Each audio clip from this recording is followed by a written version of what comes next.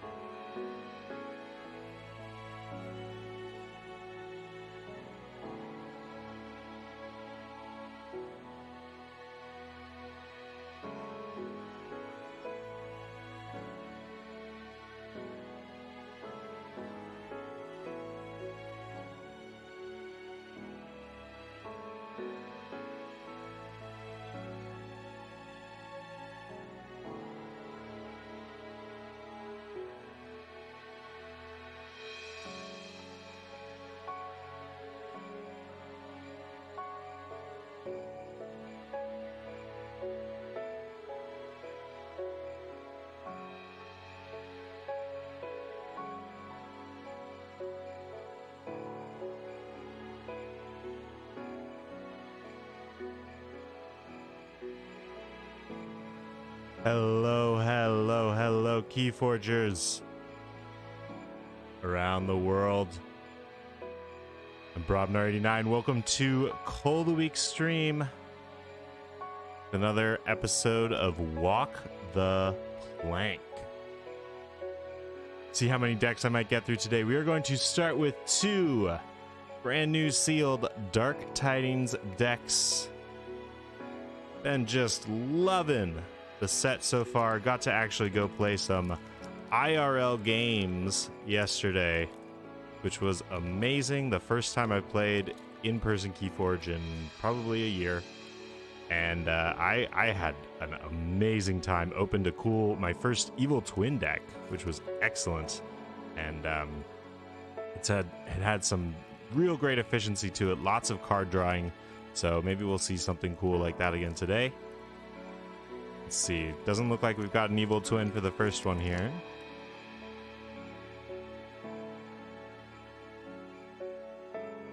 The first deck we've got today is Barth Toxfield's Boss. Not a twin, not an evil twin, but a boss. Bosses can be evil sometimes. You know, sometimes they can be good, but maybe this is the good boss and there's the evil twin boss out somewhere. All right, let's see what we got. Yeah, more fish. I really like the fish. Lots of fun with the fish. Let's see what else we got. I'm hoping for some Logos, because Logos is great. Sanctum, excellent. Lots of burst and Sanctum in this set. Shadows, okay. Let's see what we have here. I've been a bit underwhelmed with Shadows, but we'll see. We'll see what we get here. You know, I could try to find this tab. Ostensibly, there's a tab that makes this easy to do. But, for the life of me, I haven't been able to. Yeah, I'm just going to go with the pen knife. Very careful. There we go.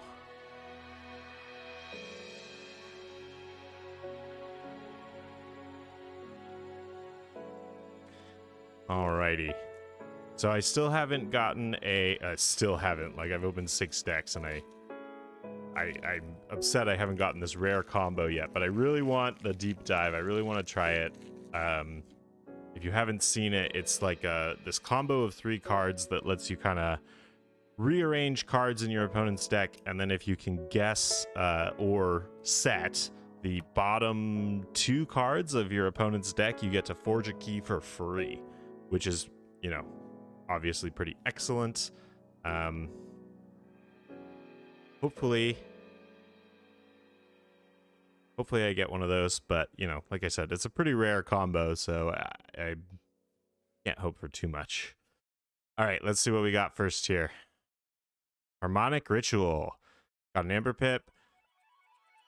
Choose a friendly creature. If its left neighbor shares a house with it, gain 1 and repeat this effect on that creature. So like I said, this is one of those burst cards that we're seeing in the set here. Pretty good in Sanctum with all the big creatures that are going to stick around on the board. So hopefully we have a big, beefy battle line out of Sanctum here. Well, that'll do it. Barrister Joya. We know Barrister Joya, really solid. Enemy creatures cannot reap. A lot of Amber comes from reaping in this set, so that'll be good in I mean, Barrister Joya is always just good, but especially in set matchups.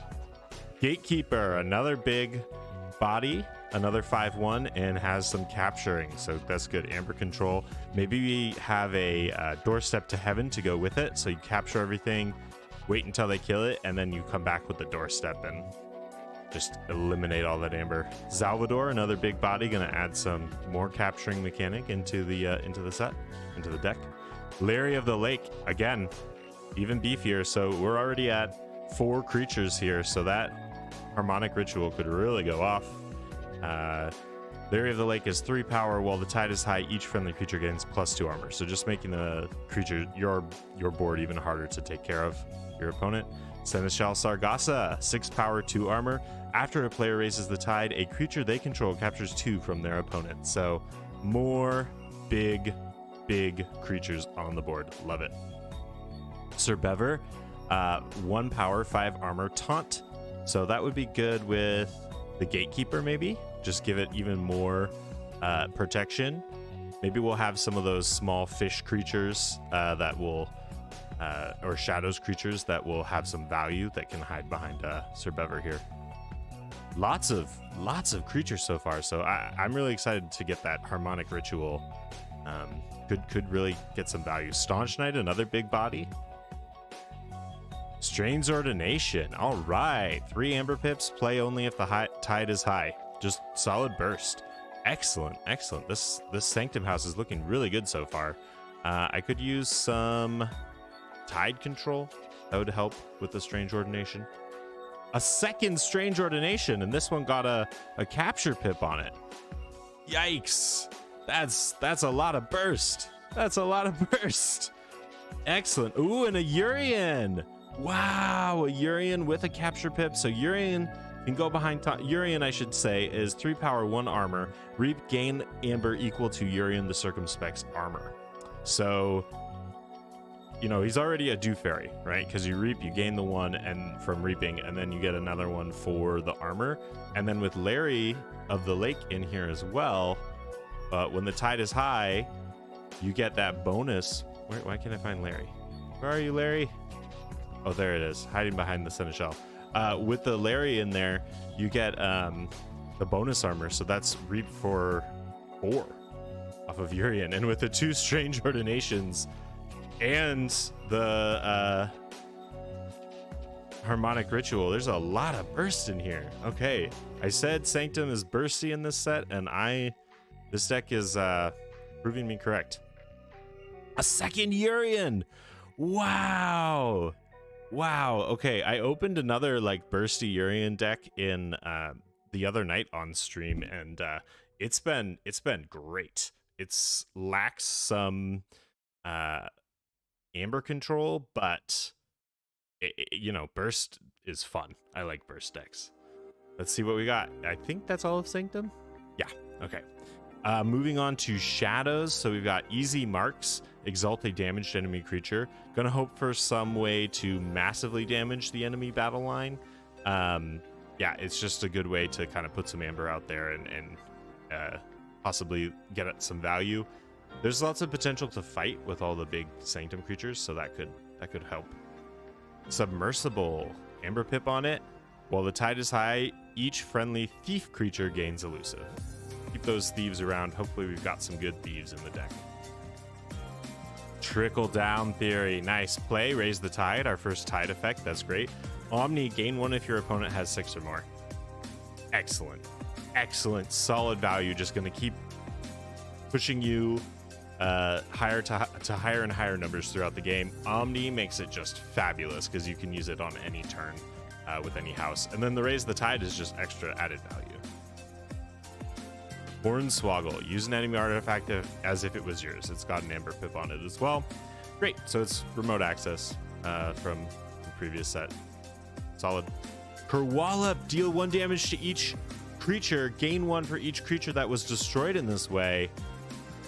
If you can get that in your hand with easy marks at the same time, you just loaded up your opponent's board with a ton of amber that you're going to be able to get, possibly by fighting them down with your Sanctum creatures later. Really cool. I'm so happy to see that combo. One-Eyed Willa, great. Here's a thief.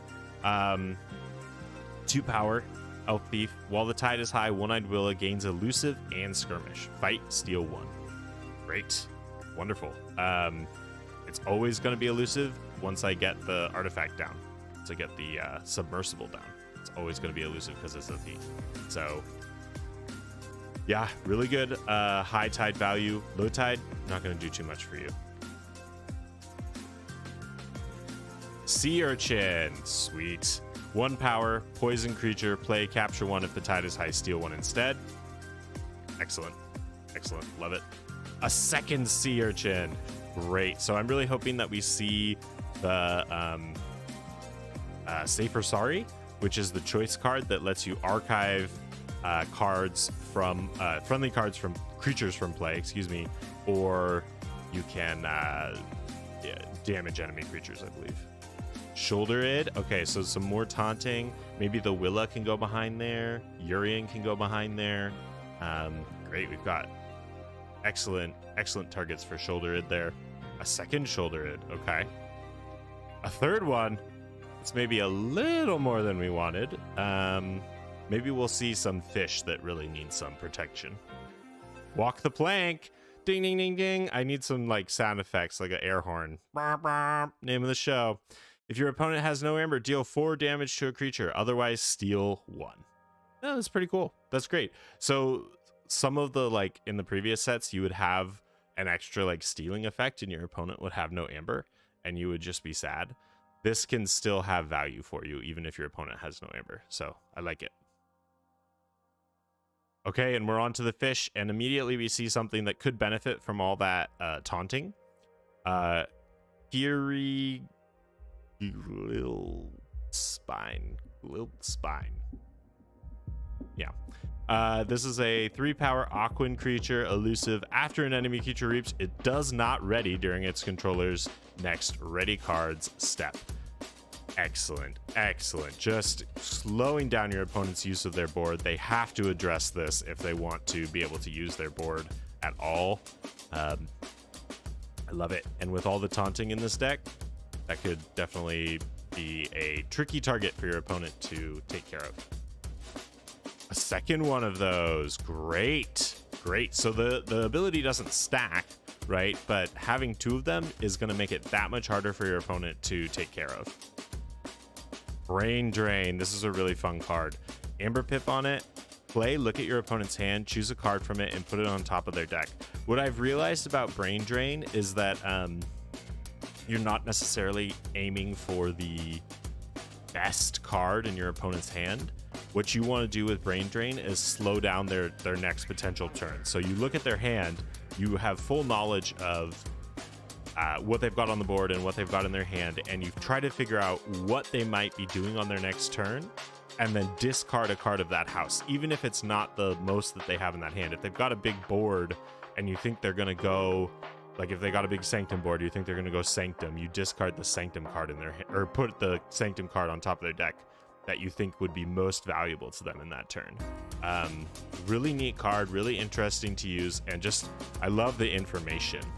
Being able to have that extra knowledge is super helpful. Flamegill Enforcer, 6 power. After your opponent raises the tide, enrage Flamegill Enforcer, action capture 3. Great. I like it. Big body. A second one of those. Hookmaster. Fight. If the tide is high, your opponent loses 2. So you could see this hiding behind a taunt too, just to keep it safe until the time when you need it. So yeah, you know, decent 4-power body with 1 armor. Horrid Cyan, 4-power poison creature. So this is really good for taking out, you know, big enemy targets. What's it called? The big dino creatures that we do still see some of in this set. This is a good way to take care of them. Maelstrom. Okay. This is an interesting action card. Let's play, put each creature on top of its owner's deck in a random order, gain 2 chains. I don't know if you play it in this deck. There's a lot of creatures in here that you want on the board. Not a ton of play effects. You've got the 2 urchins, the 2 sea urchins, but yeah, this might be a discard or just like use it in a very unusual situation. Like if your opponent plays a board wipe, wipes out your board, and then lays out their own board, you could play this on them if you've got it at the right moment. But I think more often than not, this will probably be a discard in this deck. A second one. Okay, well, that's a little disappointing. Portal. This is a really cool card. Amber Pip on it. Is that a enhancement? No. Does it always have an Amber Pip? I'm not sure if it's always got an Amber Pip or not. That's really great, though, because what Portal is it's an action and says play if the tide is high. Archive Portal, otherwise Raise the Tide. So that's really cool because it lets you keep playing it again and again if the tide is high for you. And if not, then you get the excellent effect of Raising the Tide. It's got an Amber Pip on it, so you could theoretically keep playing that Amber Pip over and over again. So really good card to capture enhancements. Like I said, I'm not sure if it always has it or not. Sink or Swim. Choose one. Your opponent discards a random card from their hand or exhaust a creature in each of its neighbors. I love the choice cards in this set. Really cool. I think in my experience, I've more often gone with exhausting just because the threats on the board, maybe it's just because of what's in front of you is more scary. You don't know what your opponent's got in their hand. So, and the 1 out of 6 element makes it like, you might just help them, right? By discarding something that they didn't really want anyways. But if your opponent doesn't have any creatures on the board, this still has value by allowing you to discard a card from their hand. So, neat card. And the last one we have here is Ricolia. Hard to read some of these fish names. Ricolia is a 3-power beast creature, and it has Reap, keys cost +2 during your opponent's next turn. Really great. Yeah, just that key cost control. Very solid. So let's take a look at the deck. I think there's going to be a lot of pips here. So Harmonic Ritual, I think, can go off for a lot.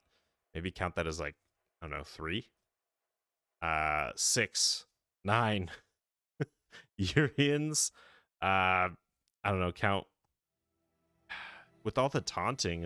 It's hard to know how to count this, but I think you could count these as like 2 each. What was I at? 9, 10, 11, 12, 13, 14. This is going to get you value too. 16, 17. Oh my gosh. This is a big burst deck. 18, 19. Yeah, big burst deck. I think I may have undercounted some of those cards too.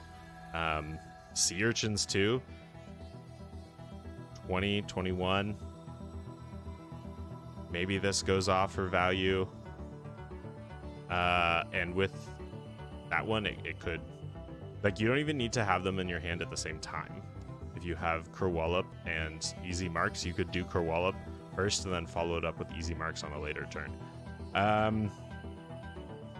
Yeah, really excellent value. We've got a decent bit of Amber control with Gatekeeper. Barrister Joy is going to slow down your opponent. We've got some of the capturing with Salvador and Seneschal. Not a huge amount of Amber control in here. Willa is a little bit slow because you have to let it sit on the board. 2 Sea Urchins is quite good. No way to recur them. This is Steel 1. Yeah, so pretty good Amber control. Pretty good. These 2 Flamegill Enforcers could have value in Hookmaster. Okay, yeah, I think pretty solid. And the Wakola too. It's hard to say exactly, but I think pretty reasonable Amber control in here. Board control, I think, is largely going to come from fighting with your big Sanctum friends. Yeah, just like taking out those target creatures, and then also like the disruption of these 2 friends. Yeah, your opponent's going to be really annoyed if you can get these behind some taunt. It's going to be a challenge for them. And the Cyan gives you some board control. Maelstrom, hard to say. Hard to say when or if you'll use this. Let's count creatures in here real quick. 1, 2, 3, 4, 5, 6, 7, 8, 9, 10, 11, 12, 13, 14, 15, 16, 17, 18, 19, 20, 21, 22 creatures. Pretty high for this set. The average seems to be lower in Dark Tidings. So 22 is pretty good. Yeah, I'm excited to try this one. This looks pretty great. Efficiency is low. There's no archiving to save your gatekeeper for the right moment. There's no way to set up the Kerwallop and Easy Marks combo, but I think there's a lot of really valuable cards in here, and yeah, just lots of ways to get your amber count up, and it should be pretty good. I'm excited to try this one out. All right, so that's Barth, Toxfield's boss. Let's go ahead and take a look at the second deck we have here today. That was a neat one. I'm excited. I'm excited to try that one out. I've opened the wrong side here. I'm not sure if I'm just like missing it, but it seems like there's no consistency in the side, the orientation of the deck in the packaging. So, all right, we've got Ama HW Cubbins. Cool. All right, it's just a name.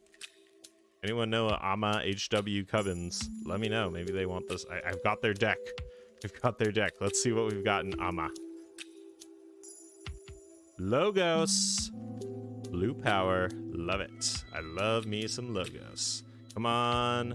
Rooftop Laboratory Reckless Experiment. That's the one that lets you unforge your opponent's key and destroy everything if you have 4 cards from the series in play at the same time. So pretty cool if you can pull that off.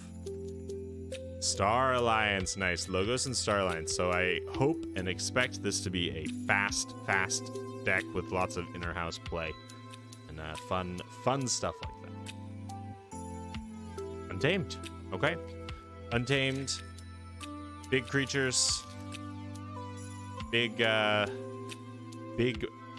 counters. Big power counter bonuses. See what we got. Could work.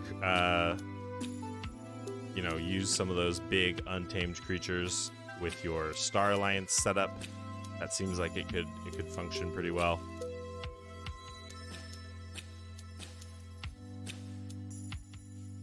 All right, Ama. Maybe I'll try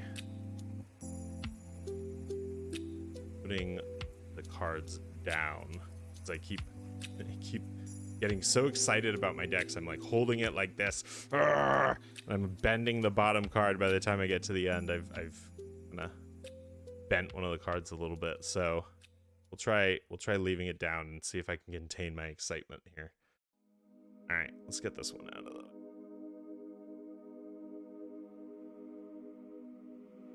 All right, what do we got? Honors Keysis. Cool. All right. Honors Keysis is got an Amber Pip on it. It's an action. It says play, forge a key at +7 current cost, reduced by 1 for each card you have played this turn, including this one. If you do, purge Honors Keysis. Very cool. They've introduced a couple of these like forge a key and purge cards that are hard to pull off, which I like the way that they do that, because it prevents just like totally broken decks. Like if you could, I don't know. There's one of my teammates has a very, very good deck that is maybe not totally broken, but it can pull off with Nepenthe Seed. It can pull off key abduction like 3 times in a turn. So, you know. So hoping for a lot of efficiency, a lot of archiving. It's a little bit tricky with archiving here. You need draw, I guess would be better. Draw, maybe library card, because you don't archive Logos cards on your Logos turn to set up Honors Keysis. So maybe some draw would be nice. Master the Theory. If there are no friendly creatures in play, is action. Play. If there are no friendly creatures in play, you may archive a card for each enemy creature. You know that one. It's got an Amber Pip on it. So it could give you some archiving, but again, you're not going to archive your logos cards on your logos turn, right? So it doesn't really help set up honors keys. Still good value. Okay, well, I asked for archiving. I guess I wasn't specific. Mind over matter, we know from the previous sets, put each creature into its owner's archives. So that could work if you've got a logos board. If we've got a number of creatures in here and you reap a bunch and then play this, that could help you set up honors keys. Okay, well, there's a creature you might want to might give you some value, gives you a draw, and maybe it could go into the archive for later. I do like Mind Over Matter in this set just because there's not a ton of ways to clean up the board, and this could help slow down your opponent in the right situation. A Data Forge. Okay, this is either going to be really good or really bad. Like Data Forge, we know from before, right? If you may forge a key at +10, reduced by 1 for each card in your hand. So if we've got Mind Over Matter, might actually set up the Data Forge really nicely, right? If you've got a bunch of creatures, you Mind Over Matter, and then on your next turn you pull your archive and Data Forge, like, you could forge for free, and maybe you could pull off honors keys too.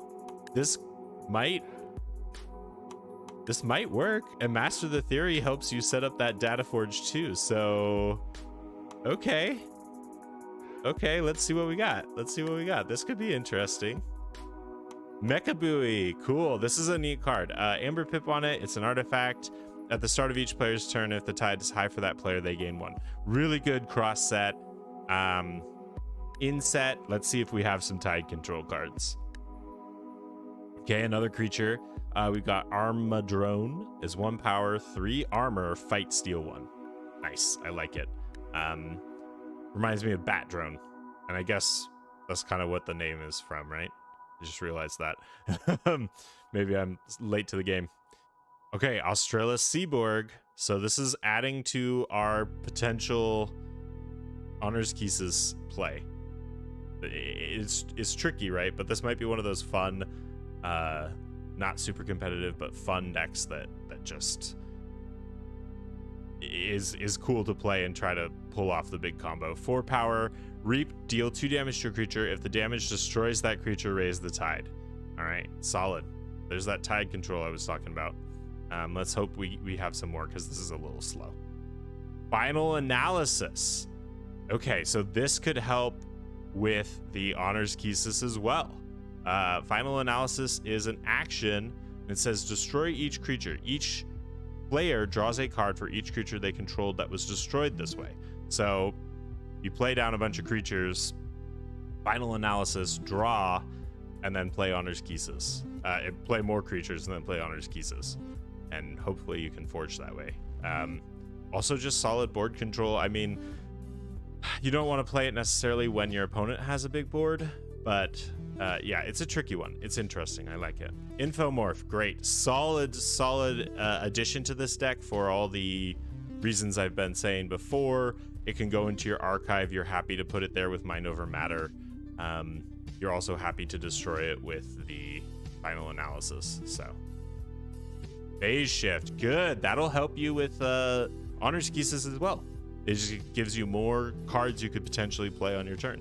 I'm excited. This is cool. Theory or Conjecture. So this can play a card, which could help with honors keys, or it can archive the top 2 cards of your deck, which could help with Data Forge. Oh man, this deck is looking spicy. I don't know if you can hear me smiling, but all right, we're on to Star Alliance, starting off with Z-Force Agent. I like me some Z-Force Agent. Very cool. That does mean we're going to have 3 upgrades in here, which does not help our putting everything into the archive play. It does not help with our, Mind Over Matter, because those upgrades go away when you archive all your creatures. But Z-Force Agent can give you some solid value. I'm very happy to see it back in this set. Okay, so we've got the particle tracker. So Z-Force Agent, in case you don't know, 5 power, fight, gain 1 for each upgrade on Z-Force Agent. Z-Particle Tracker gives your creature fight, look for an upgrade in your deck, and you put it into your hand. Z-Ray Blaster gives your creature +3 power, and before fight, deal 3 damage to the creature and each neighbor. And Z Wave Emitter at the start of your turn, ward this creature. So, yeah, that's the Z setup. Cool combo there. The Ulfbert device. This is cool. I like this one. Wow, 2 interesting artifacts in this set, both of which we've done a card talk episode on. Ulfbart device is an artifact, got an Amber Pip. Each player cannot choose the same active house they chose on their previous turn. This is super disruptive. It really makes the games challenging to play through, and yeah, I haven't figured out when you play it and when you discard it. I got a deck with this yesterday when I was playing in real life, and it hurt my head. It's a very fun card, really cool design. Xeno training, good. We've got some Amber control in here, which I think we're lacking otherwise. So this is good to see. A second one, good. Yeah, we need that. Although it doesn't synergize well with the with our theme of trying to archive everything with the mind over matter. It does not pair that nicely there because it captures, and then that Amber's going to go back to your opponent. Amber Vac also. Okay, so Ambervac is an upgrade. So play raids the tide. This creature gains at the start of your turn. If the tide is high, capture 2. Really neat effect. Free raising the tide. That's good. Again, kind of like it's hard to say if this is always going to work out the way that you want it with the mind over matter. Yeah. Don't want to be given that Amber back, but it does pair nicely with the Z Force Agent. It gives you another upgrade to slap on there. Biome Discovery. If the tide is high, you may look at the top 2 cards of your deck and discard one of them. Otherwise, raise the tide. Great. So raise the tide for free. That's great. And also, alternatively, give you some efficiency. Diplomat Angung. This is great. This is some of that inner house play I was hoping for. Play, fight, reap. For the remainder of the turn, a friendly creature belongs to the house of your choice in addition to its other houses. So, yeah, strong potential for some inner house play there.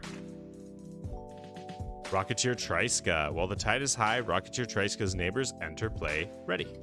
Solid. Yeah, just give you some more value. Z-Force Agent could trigger off of this and get some right away value because, once that Z-Force Agent hits the board, your opponent's going to want to start thinking about how to get rid of it. Can, good. A little bit more Amber control. Amberfin Shark. Okay, so we're on to Untamed. Amberfin Shark is an interesting one. Play, give Amberfin Shark 3 +1 power counters. At the end of your turn, remove a +1 power counter from Amberfin Shark. If you do, each player gains 1. So we have the potential for gaining Amber at the end of the turn, and then also at the beginning of the turn with the Mecha Buoy. And all of this Tide control is going to help us with the Mecha Buoy. We've got 3 Tide control cards. That's pretty good. That seems to be like kind of the high end of the Amber control cards. So, yeah, I don't know about Amberfin Shark. It's curious. It's curious to me. It seems like I when I was playing yesterday, it won me a game. My opponent's Amberfin Shark won me a game. So, yeah, hard to say when you play it and when you don't. Old Patty. Oh, this is cool. This is very cool. Old Patty is 5 power creature. Bear Fisher. Reap, discard the bottom 3 cards of your deck or discard the bottom card of your deck or the bottom 3 cards instead if the tide is high. Play each creature discarded this way 1 at a time. It seems like we have a pretty decent creature count, and that'll definitely pair nicely with Final Analysis or with Master the Theory, or Mind Over Matter, excuse me, and help you to just get more creatures on the board, and then, you know, they'll be ready on your next turn. Like if you put out some Logos creatures with Old Patty, they'll be ready for you on your next turn when you go Logos. So I like Old Patty, really cool. All tied up, another Amber or Tide control card. Wow. Amber Pip on it. Play if the tide is high, gain 1. Otherwise, raise the tide. Great. Nice. Deepwater Gruin. Some burst in here. 2 Amber Pips on it. 5 power creature. Beast. Play/reap. If the tide is low, your opponent gains 1. So all the tide control in here.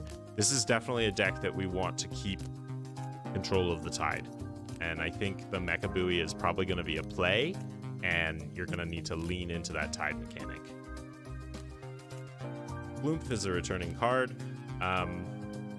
Is the Amberfin Shark a beast? It is. So Floomp could load up that Amberfin Shark with more amber if that seems reasonable in the matchup. I think it's really going to depend on the matchup. A second Floomp. All right. A third Floomp. I don't know about 3 Floomps. I like cats, but although it does help us a lot with getting Data Forge if Mind Over Matter into Data Forge. So there's that. Keyfrog. Yeah, a third key cheat in this deck. And this one's the easiest to pull off, especially with the burst out of the Deepwater Gruin. Okay. Let's see if there's any way to remove it in Untamed, maybe an infighting or something. Yeah, cool. I like Keyfrog. It's maybe my favorite key cheat. Mollymawk. Yes, this deck has a lot of great tools. It's got a draw pip on it, and it's 5 power beast creature, and it says play, destroy an artifact. Really solid. Yeah, you know, hard R is hard to come by and really critical. I think there's some matchups where you really need that hard R, so it's good to see. A second Mollymawk.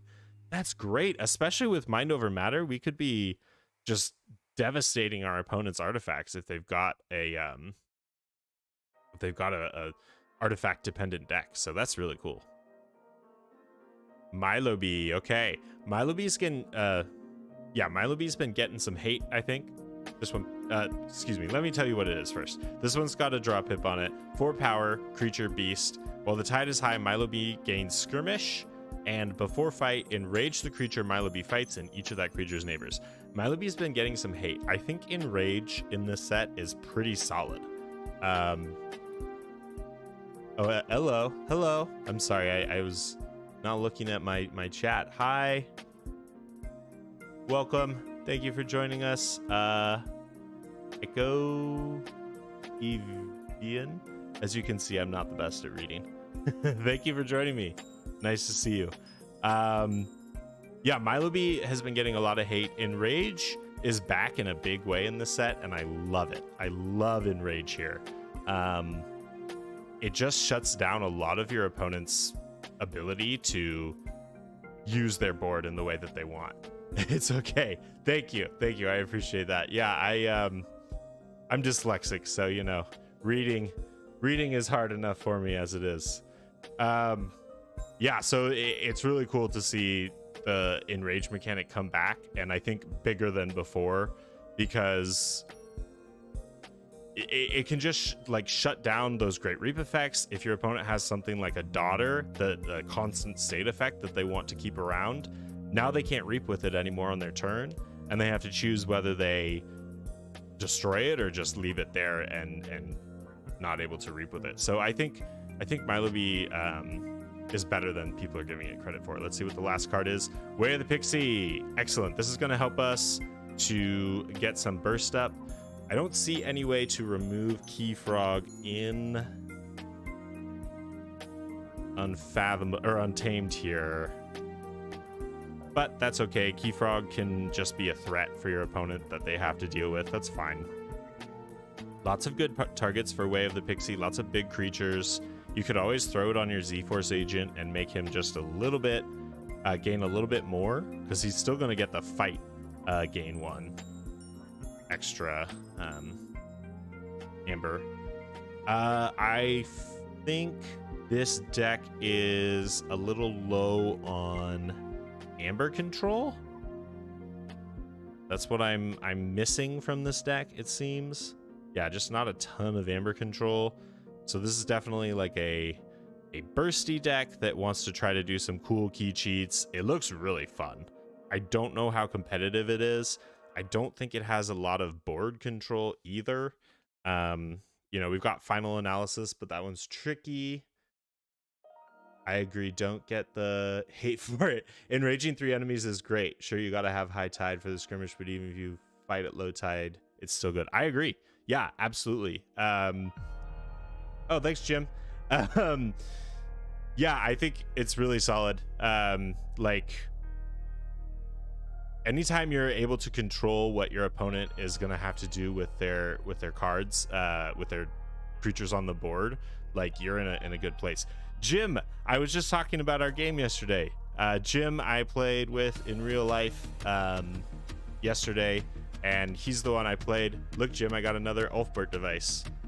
I played against him with my Ulfbert device deck, and both of our heads exploded trying to figure out, just even trying to remember what house we called on the previous turn is a challenge. Nevertheless, like, figuring out and planning our next turns. Yeah, I know. It was really a challenge to figure out how to use the Ulfbert device. I was happy I played it. It was fun. It was very interesting. I think our game took like an hour. It hurt both our heads. Yeah, we helped each other remember. Yeah, we did our best. It was definitely a challenging Keyforge experience. It was a great game too. Yeah, 4 power is nothing to gawk at either. Yeah, a 4 power creature, you know, even if you're not like managing your opponent's board, you're still gonna get some value out of that creature. It can reap, you know. So yeah, this looks like a solid deck. I like the hard R. I really like the key cheats. 3 different key cheats in here. Like I said, no way to take care of Keyfrog on your own turn. That's okay. A decent amount of burst here, and lots of tide control. So you're going to be happy with those tide dependent cards like the Mecha Buoy. Yeah, that's going to keep giving you value. I really think there's some potential for the big setup. I just don't know if it's enough. Like, +7 current cost reduced by 1 for each card you have played this turn, including this one. So even if you have like all your Logos creatures on the board, that's 1, 2, 3, 4 Logos creatures into the archive with Mind Over Matter.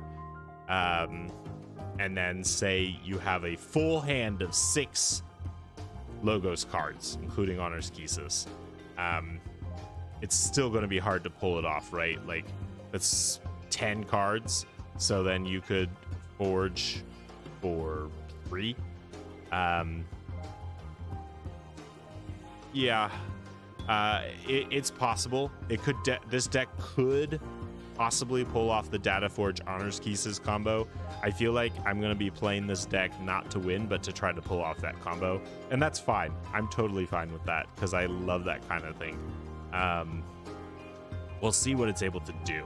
Z-Force Agent could give you some burst if you get it set up correctly. You know, interesting archiving here.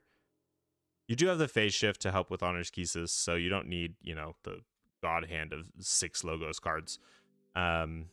Just 5. That's easy, right?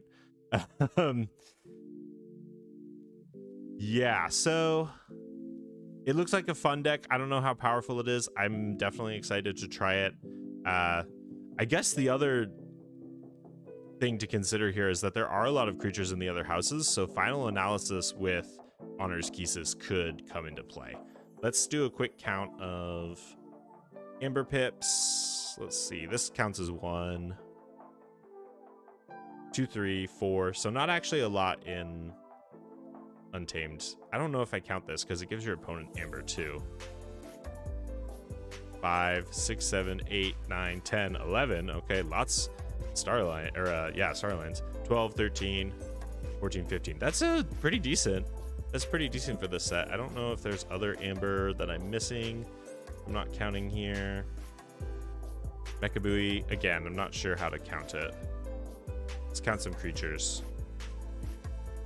1, 2, 3, 4, 5, 6, 7, 8, 9, 10, 11, 12, 13, 14, 15, 16, 17, 18. 18 creatures. So you could definitely set up Dataforge after playing Mind Over Matter. It's just a question of if your only Amber control is Xeno training, and so your Amber is sitting on your creatures on the board, and you Xeno training, and that can you put everything into the archive and not put your opponent into check, and then go into Logos on your next turn and pull off the Dataforge. I don't know. Maybe. I guess the other thing to consider is that you could do, you have a big board, you go Final Analysis, Dataforge, Honors Keys.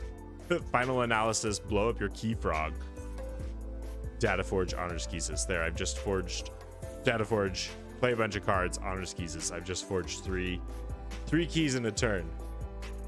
Yeah, I should play this deck against the Kraken. Well, I haven't gotten to play the Kraken yet, so I don't know what's good against it. Why do you think that?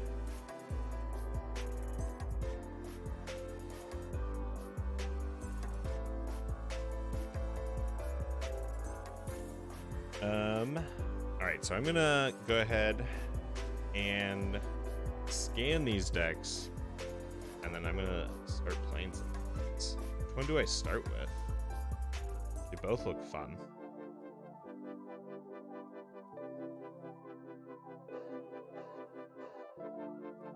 And this deck here. Very good.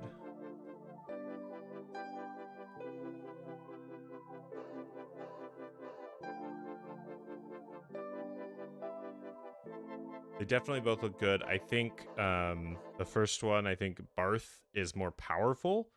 But the second one, Ama may be more fun. Ama? You want to see Ama first? Did you just ask why I thought so? I was checking in. Yeah, I'm curious why you think I should play it against the Kraken, because I haven't played the Kraken at all, so I'm just curious.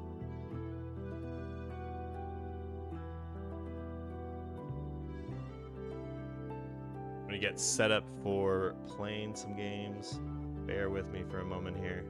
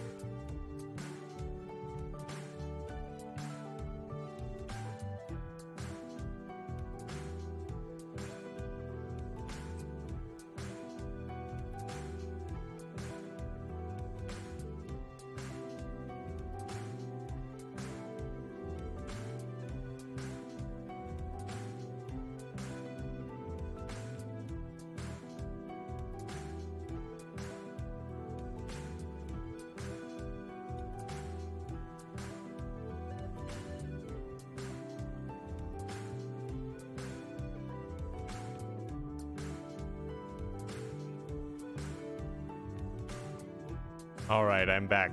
Ready to get some games started really quickly here. Let me see, what'd you say? Creature heavy decks can do well against the Keyraken. Okay, interesting. Damage potential for the Keyraken. It's good to have many creatures that you can sacrifice. Okay. Okay.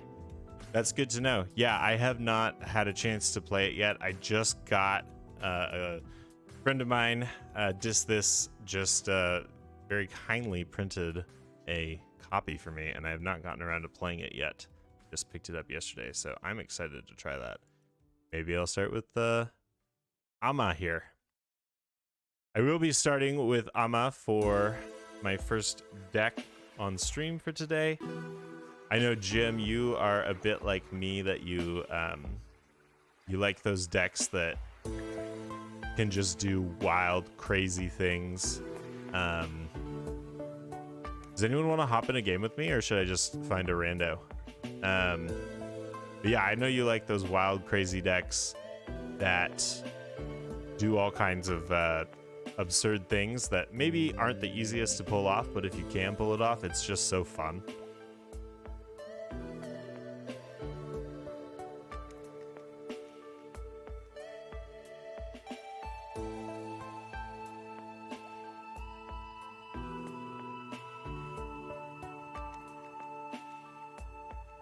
You want to play, Jim? All right, I'll make a game.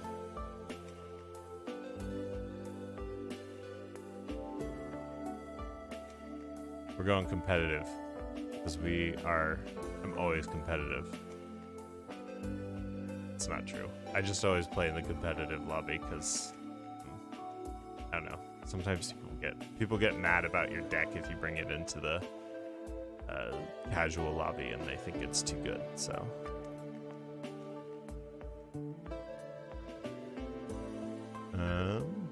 All right, start the game. I'll ping you the link, Jim.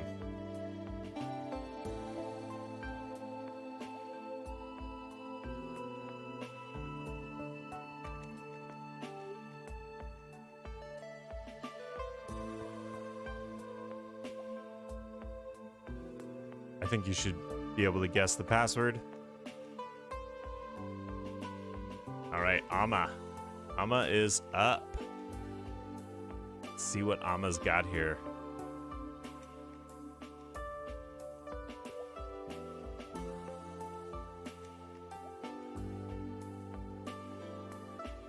Yeah, and contemplative decks. Yeah, definitely. And you know, like, yeah, play some Dark Tidings. Perfect.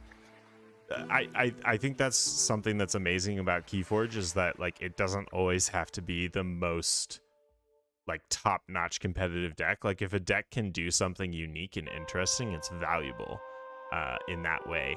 And I think that's what I'm feeling from this deck, is that it's not going to be the most competitive. Maybe it is. I don't know. I think you just heard the Charge song. Jim has joined my game. But you know, maybe it's just fun, and that's fine. All right, don't screen cheat on me, Jim. I should probably show you guys the game, shouldn't I? You probably want to see that. Here we are. Let's get into it. I'm excited. Ooh. I'm just kidding. You can screen cheat a little bit.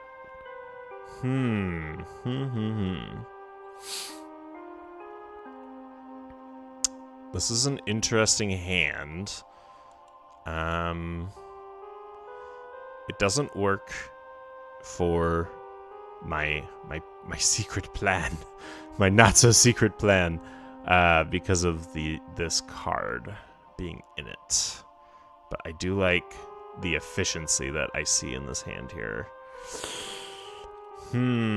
It's tricky. I mean, it's better than if I end up with like this in my hand, right? So maybe I just keep it. Like 4 cards of 1 house is pretty good. Let's see what Jim's got. Ooh, yay. This looks like a very efficient deck as well. 2 phase shifts. Bouncing Deathquark for that removal. That could be a problem for me. Edai. Nice. First scroll. Okay. Is this Is this one you were playing yesterday? With this, yeah, it's got the Cease Forge. Okay, I'm glad I have some artifact removal here because your artifacts look annoying.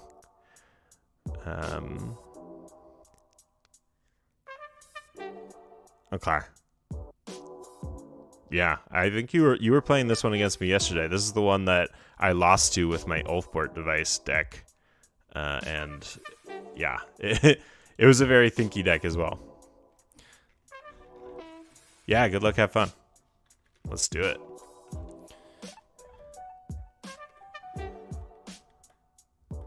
Oh, Jim's leaving YouTube. No screen cheating for Jim. All right, fair enough.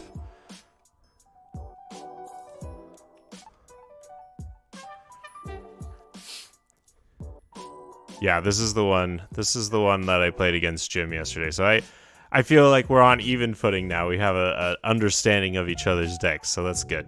2 information exchanges, really solid. I don't think I have any stealing here, but still pretty good.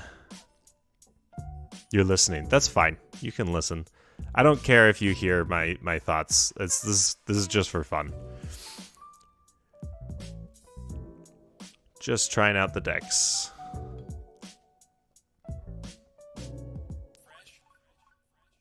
You'll steal for both of us. That's very kind of you.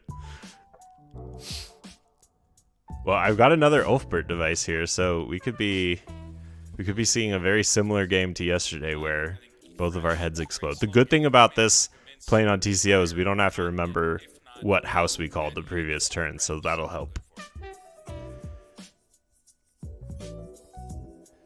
So Jim starting off with an anomaly exploiter. I think you got to pass the turn, friend.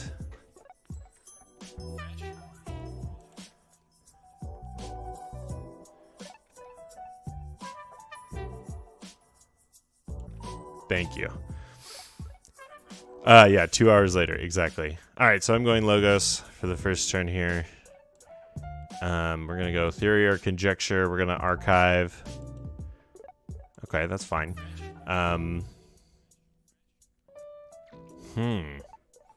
This is interesting. I think I'm gonna do this.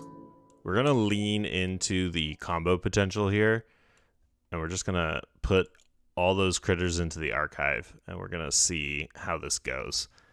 Is it the best plan? Is it the most fun plan? Yes. Yes, it is. Yeah, I mean, that's 3 out of the 4 Logos creatures. I mean, you don't know what I have. That's 3 out of the 4 Logos creatures that I now have in my archive. So I could, you know, if I'm going to lean into the key cheat, then let's lean into it. Cool. What to do here? This is... I don't think that's the right call. I think Untamed is the right call because I want to just get a few creatures on the board, raise the tide up. Yeah, that's fine. This can come later and give me some Amber control. Do I wish to take my archive in my hand? No, don't be silly. Ooh, okay. I'm happy. I'm happy I did it the way I did. Raise that tide. Boom. Tide is up. And yeah, that's great.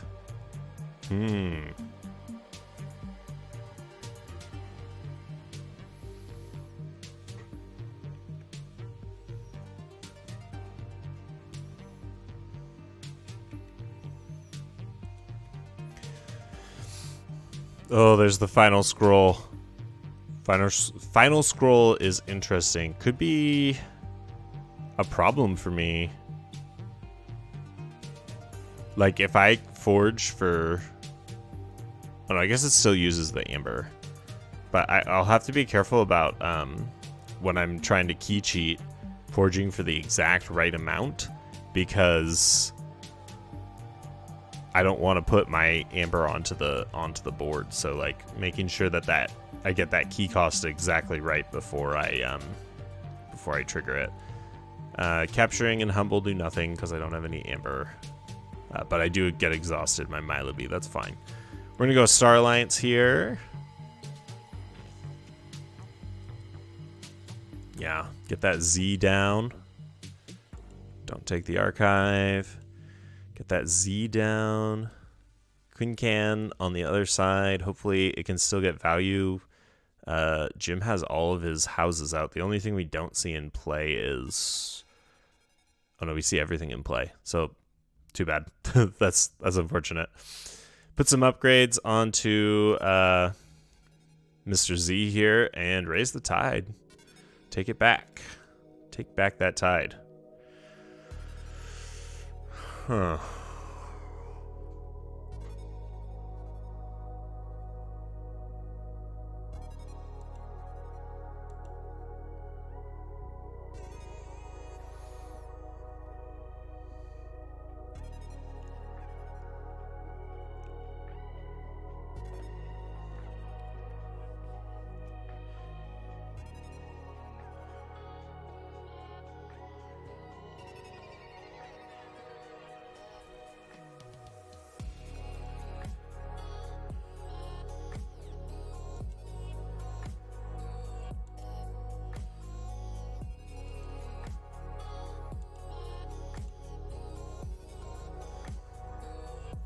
There's that information exchange. One of them, anyway. Edai coming down. Going to make my keys cost a little bit more. Tide has shifted back with the reach advantage. Goodbye, Z. Okay. Now it's time for math. And I don't like it. Boy. Okay. So... maybe I should just do it and see if I have enough here.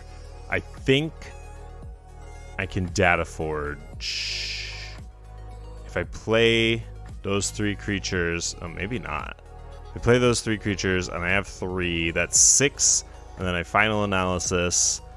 I could even have 7 creatures if I play phase shift, but then I have 2 less cards in my hand.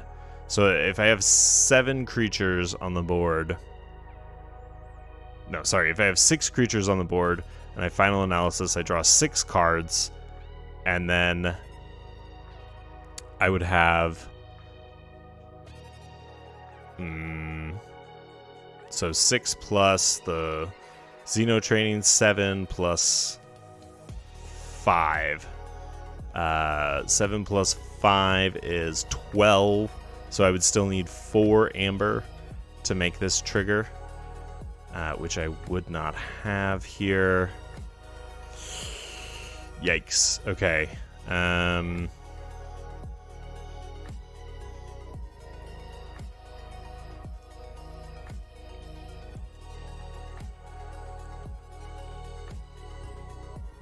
Yeah, so I think I need to...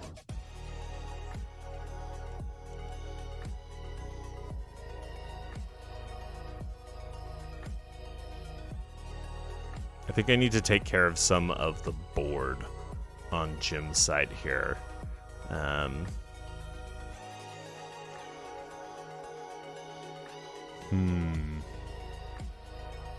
This Edai is not helping. Yeah, increasing my key cost, and Lieutenant is not helping either. So maybe what I do is I go Untamed. And let's... Do I wish to take my cards into my hand? No. Let's start with Molly here. First scroll is going to prevent Jim from bursting to 2 high right now. So I think I actually take out that one. And I know I have another Molly, so I'm okay with that. Let's fight Flumph here and give Miloby some bonus power, and then fight Miloby there. I'm okay with taking the damage. I don't need to take the tide right now.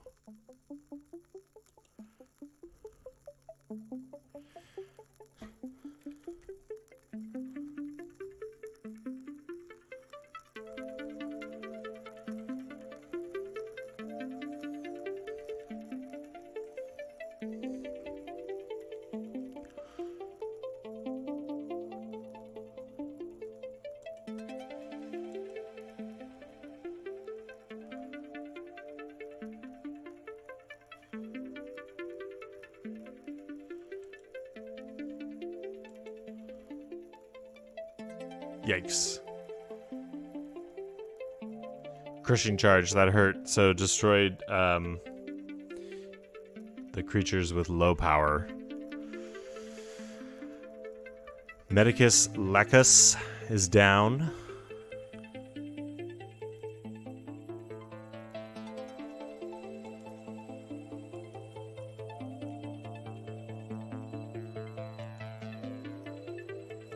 Okay. Let me see here. 1, 2, 3, 4, 5, 6, 7.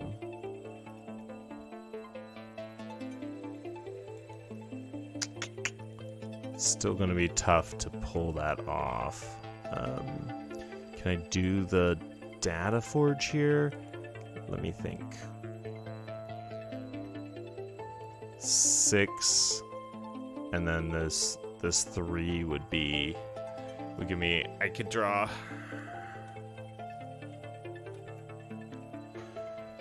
Draw some cards.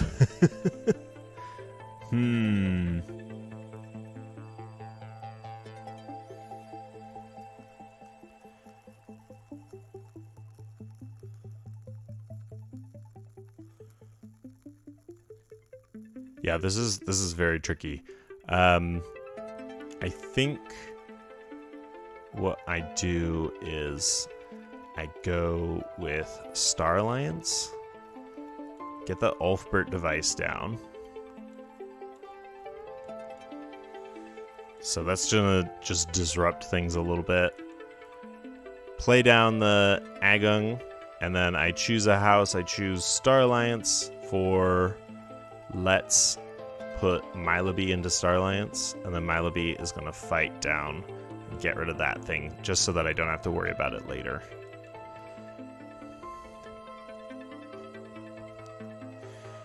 Really, really chaining myself to try to get this combo to go off.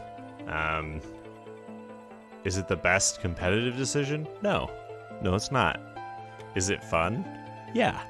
Yeah, it's fun. We'll see if it works. I'm skeptical. I'm a little skeptical. I might be in a slightly better position now to make this happen.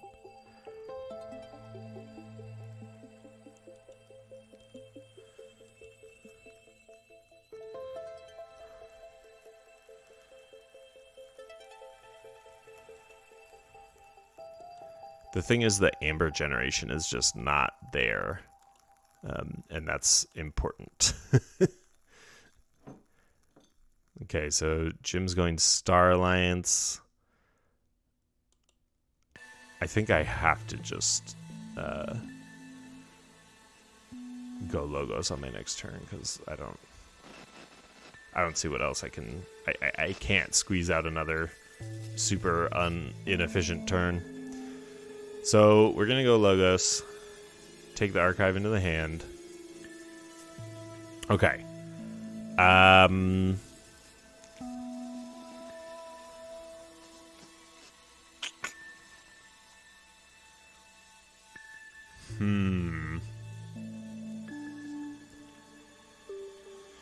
So how to do this best?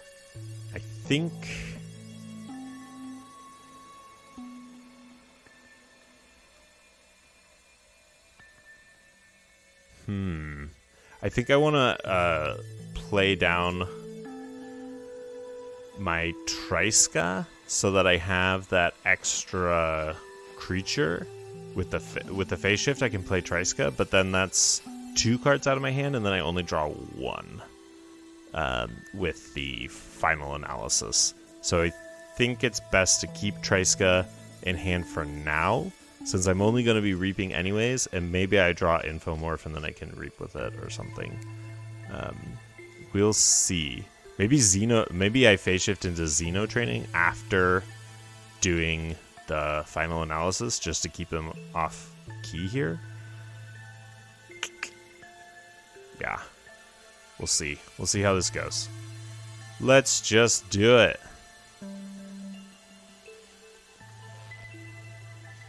Alright. Final analysis. Come on, cards. Okay, so I definitely don't have enough to forge here, which is unfortunate. How many cards have I played? I played 1, 2, 3, 4. Yeah, I'm going to need a lot more to get to Honor's Keeses, so I don't think that this is going to fire this turn. That's funny. And I don't have any way to stop him from forging here, I don't think. That's okay. That's okay. We'll go with Mecha Buoy. We'll go with Phase Shift into,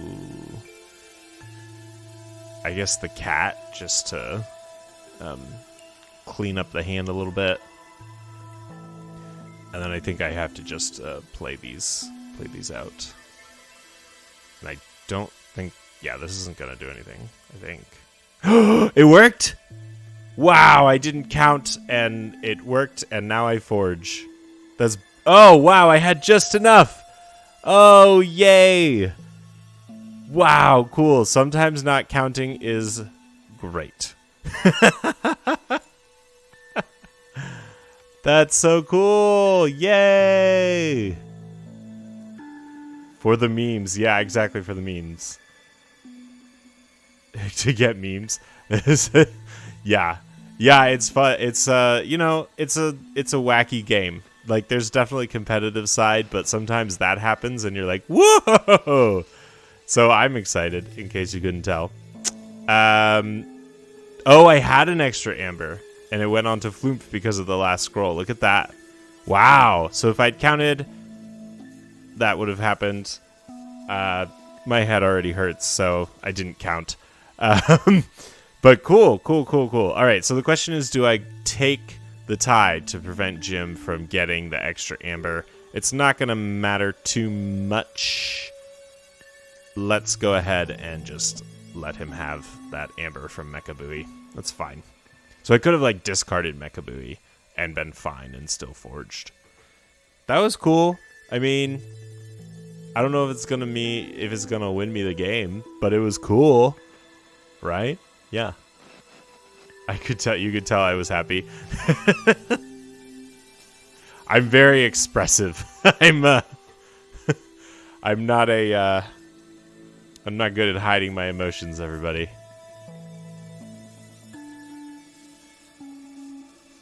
All right, let's see what Jim's doing here. I think he's thinking about it.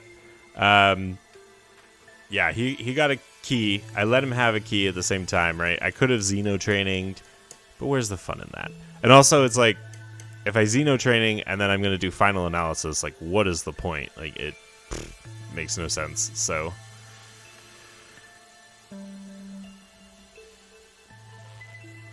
There's a phase shift for Jim as well.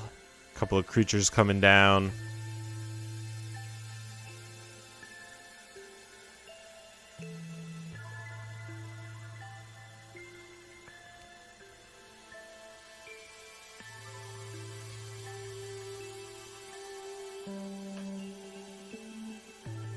Old Egad. Old Egad's a cool one. I don't know how powerful it is. You know, he's got Bouncing Death Cork in here, so that can be really great if you... He stole my cat. That was rude. He's got Bouncing Death Cork in here, so that can be good with Old Egad. You hit the Old Egad, it wards the neighbors, then you hit your opponent, and then you hit the warded neighbor, and it pops the ward, and you can hit your opponent again. So that's pretty cool, but I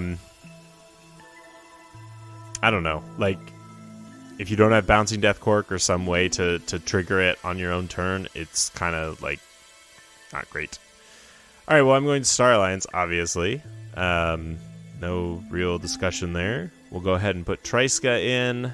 Really sad Triska with no friends to play next to her, but there you go. Xeno-training. Xeno-training. Not an ideal moment for 2 Xeno-trainings, but I'm getting some nice, efficient hands here, so I like that.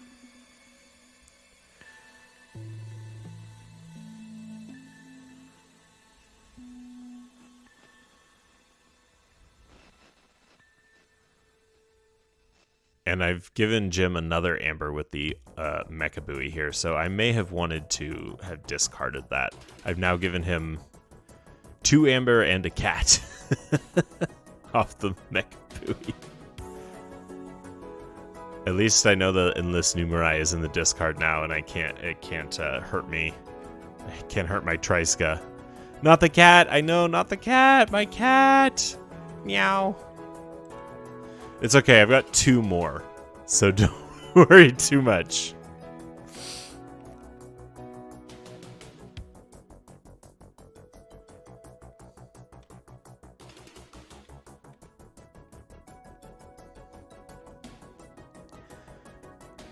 There's that Lacus, the second one. Yeah, this is somewhat reminiscent of the last game. This deck that Jim is playing is just giant board deck, and it's very difficult. The deck I was playing yesterday was very difficult for it to take care of the board, but it was a unfathomable deck with lots of exhaustion, and then the Ulfbert device together with that made it very challenging to deal with. I collect your cats, my kitties. Jim is the crazy cat man. Alright. We're gonna go Untamed here. And we will... Trying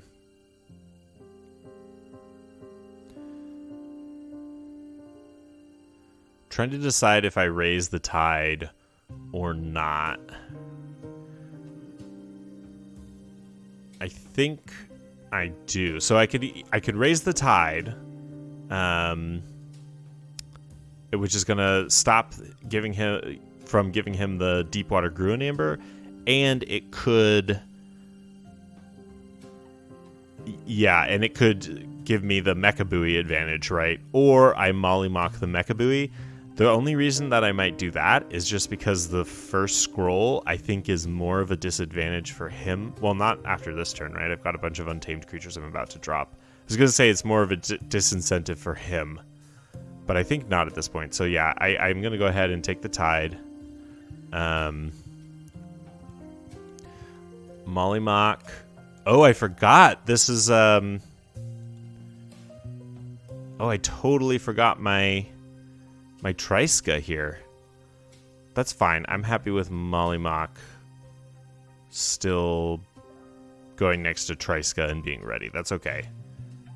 Maybe I would have fought with the Flumph instead, but that's fine. We'll put Mollymawk in here. And Mollymawk will hit the first scroll, and then Mollymawk will... What will Mollymawk do? Will she reap or will she fight? I can't take out the Taunter. Seaborg seems like a decent target. I don't need to reap. Actually, I should fight because I'm going to have a lot of amber by the end of this turn. So let's take out the Seaborg. Prevent that tide control. Let's put Old Patty into play here. Let's see if we can get that Keyfrog out. We got the Infomorph. And we got the Keyfrog! Hey! Alright. Hello, friend. Hello, friendly Keyfrog. So, if I'd been thinking, I would have put Old Patty first, and then reaped. And if I got the Keyfrog could have gone next to Triska and been ready, and then I could trigger it right now. But, alas, that's not what happened. So yeah, I'm going to have a bunch of amber here, so the first scroll, getting rid of the first scroll was a good idea. Still happy I fought with Mollymawk. I guess I kind of didn't think very clearly there, but I think getting rid of that Seaborg is a good idea because it's denying that amber tide control for Jim.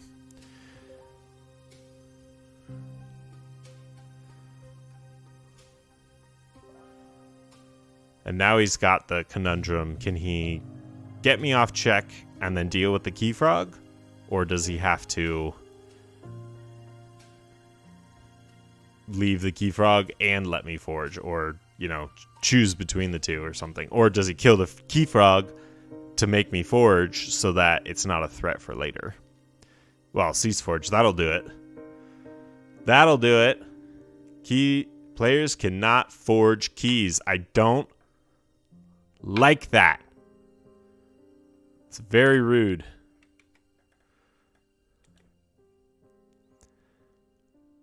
Unfathomable in general.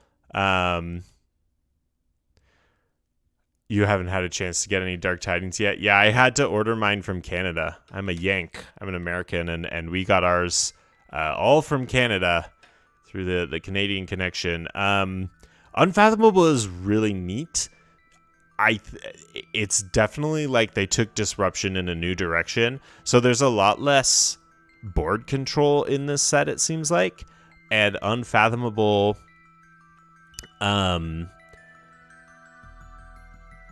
is kind of trying to make up for that with a bunch of different ways of like disrupting, right? So like there's the Maelstrom that puts all the creatures on top of the deck. There's a bunch of exhausting things and stuff like that. So it's pretty neat. Yeah, I like it.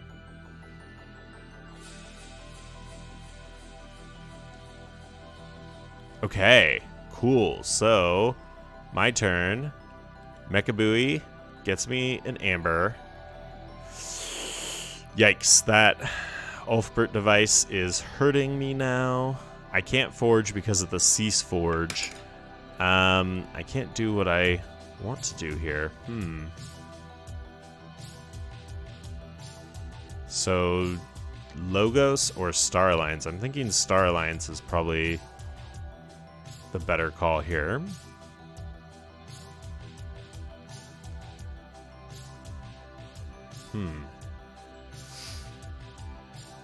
I'm not sure how the timing on this works out. If I fight Triska into Old Egad, I think the Valmart will die before the ward hits it. I think that's how the timing works. So yeah, Star Alliance is what I'm going to do here. I think that's my only choice.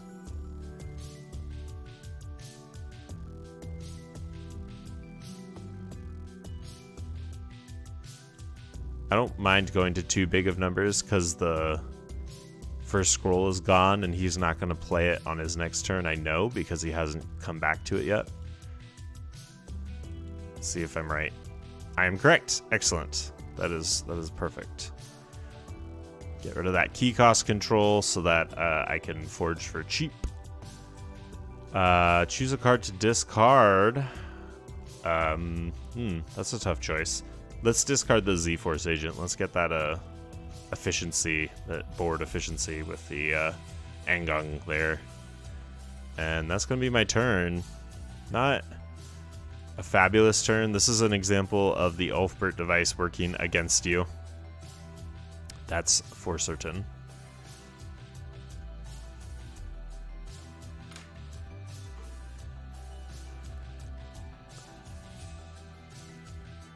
You're an Australian. Oh, you're Australian and Vietnamese, but you live in the US. Okay. Yeah, there's a couple of stores you can order. I don't know. You would probably still get it like a week early if you ordered right now. I ordered from 401 Games, which is out of Toronto, I believe. I've had really good experiences with them. I've ordered a bunch of Keyforge from them in the past. It came within like a week, shipped with UPS. Yeah, they're great. Also, love Vietnam. I vacationed there many times. Very fun place to be. Beautiful country. So I haven't been to Australia yet. No, BDQ. BDQU. Bilge Warden. Bilge Warden raises the tide over there. Okay. We are still ceased from forging.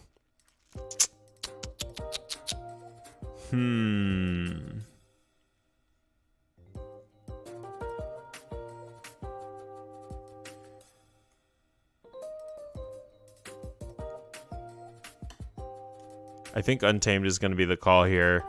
Just going to unstun these friends. And I think I just have to take out the Cease Forge. Oh man, but if I do it, then I need to find some amber control. Yikes. That's a problem. I guess it doesn't matter because he's going to be able to... He'll be able to forge anyways the next turn because there's one left, so yikes. That Cease Forge really did work for him. Oh, I forgot to raise the tide first. Okay, that's all right.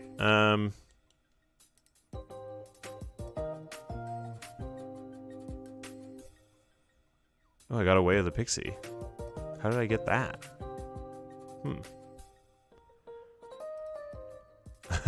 I missed something. Somehow I got another card in my hand. All right, well, we'll put it on here. That's fine. We'll reap. More amber. Even more amber. So I think I'll take out...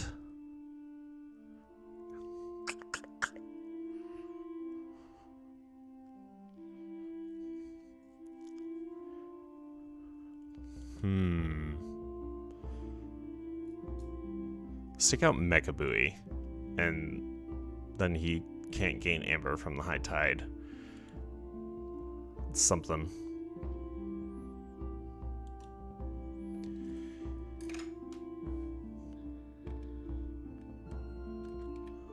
Yeah, so he forges.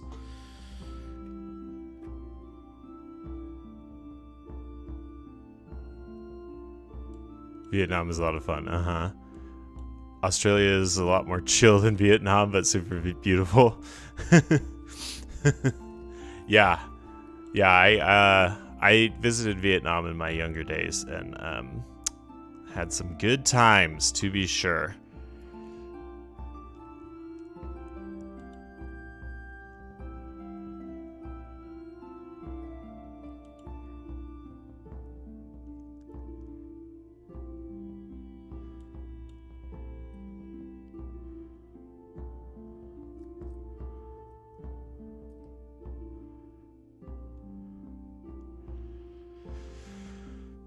All right, let's see. Jim's getting some more amber with that Hawkins.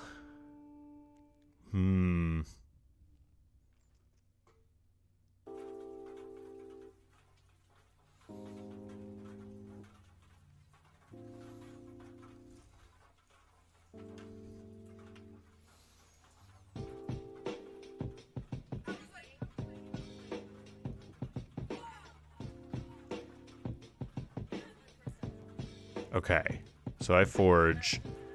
I think I've got this. So I'm going Logos. I'm going to reap.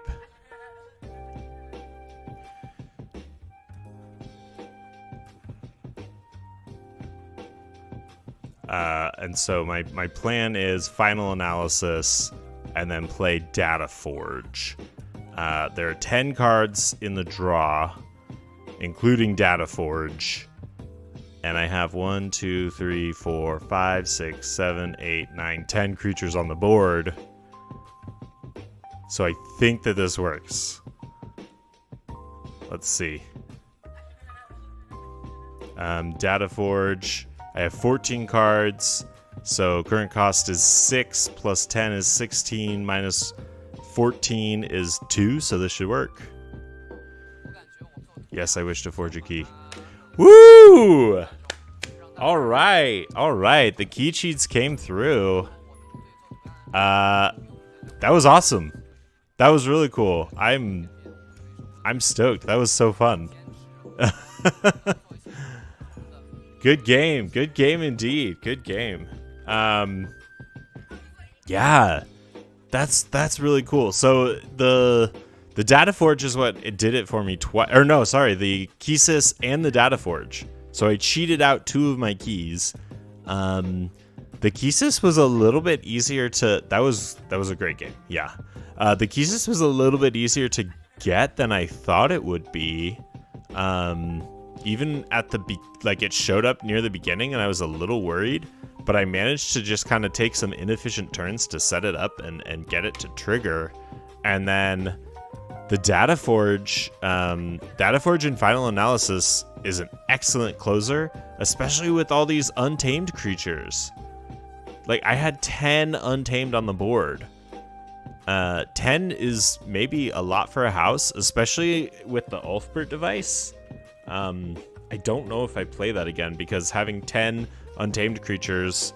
Like, there was a turn when I couldn't go back into Untamed, and if I'd been able to, I would have been able to Mollymock the Sea Forge, run the Keyfrog into an enemy, and forge with it. So maybe the Ulfbert device is a discard. On the other hand, I do have the 2 Mollymocks, so I could always, get rid of it at the right moment. But it didn't work out here. But the Dataforge did, so this is really cool. I really like this deck. That was so fun. Congrats. Thank you. Thank you. Yes. Thank you very much. All right. Well, I'm going to try the other deck out. That was sick. That was so fun. A lot of these Dark Tidings decks are just like really fun. Fun to play. So good stuff. All right. Anyone else want to play a game with the other deck here? Or Jim, if you want to play another game with what's the other one?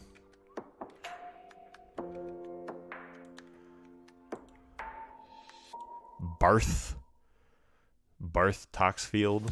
This is the super bursty Sanctum with lots of taunting and some disruption and unfathomable.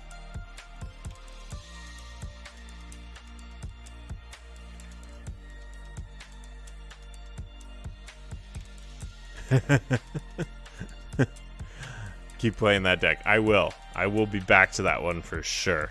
For sure. All right. Well, I'm going to try out the other one I opened. Barth Toxfield.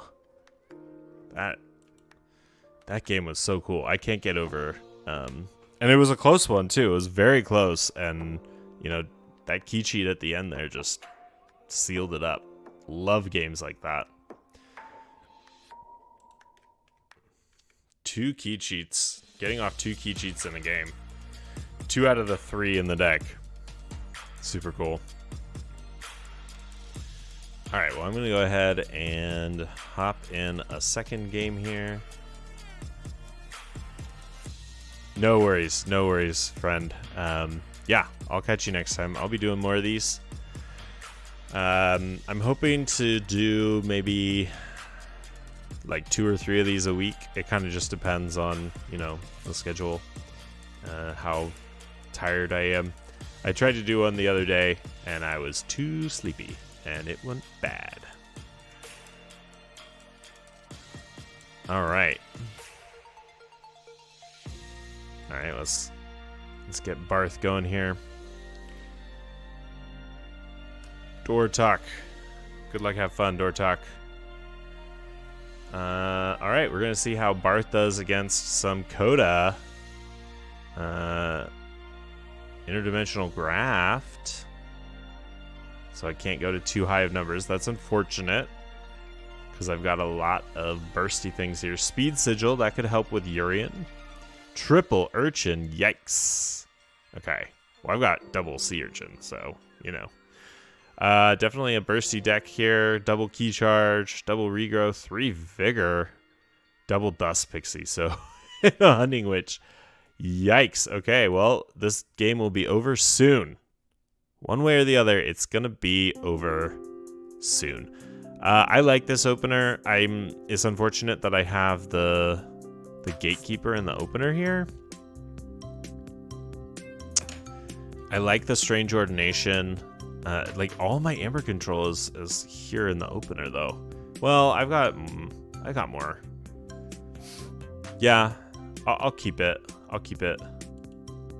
Starting off with that Strange Ordination is fine. I might as well just take the Tide anyway for chains because there's not a ton of Tide cards in this deck.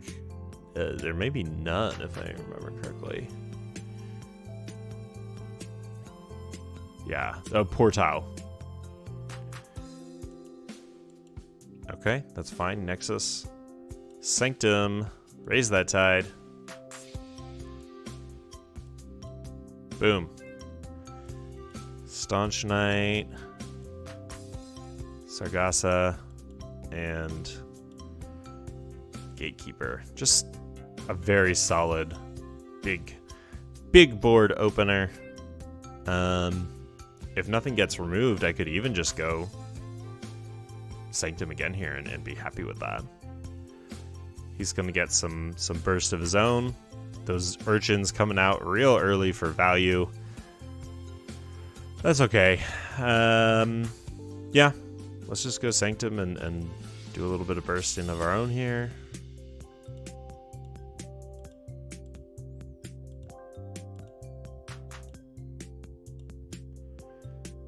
Both of us at 5. That's all right. I definitely do not want to play Maelstrom right now. That would be bad. Give him back 2 Urchins. Yeah, right. Yeah, right. I mentioned in the deck review that Maelstrom could maybe possibly be good with the 2 Urchins. But not the opponent's Urchins. That's not what you want to do.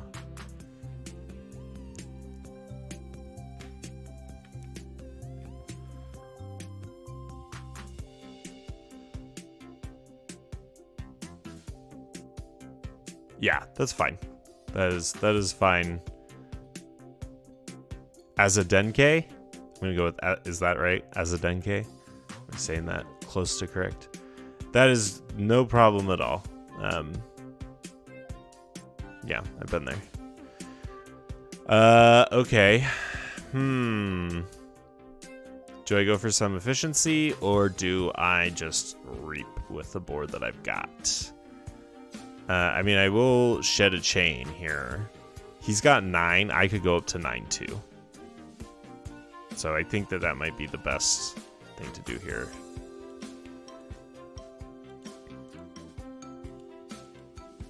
My opponent, I should say, has 9. My opponent has 9. Oh, I could have fought the Murmook. That would have been smart. I could have fought the Hunting Witch too. That also would have been smart.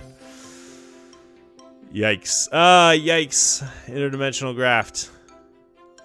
I knew that was there too.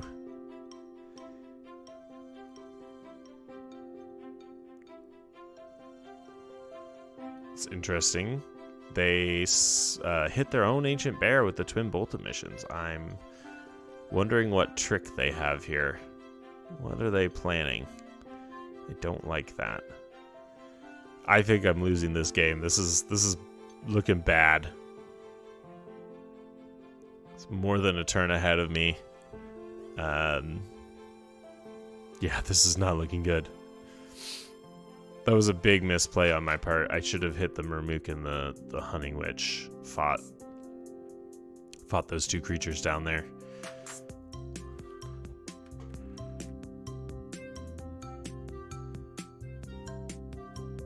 As a Denke. Okay, excellent. Good.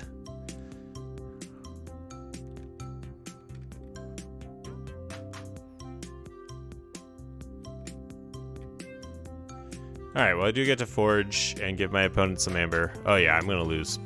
I'm gonna lose very soon here. I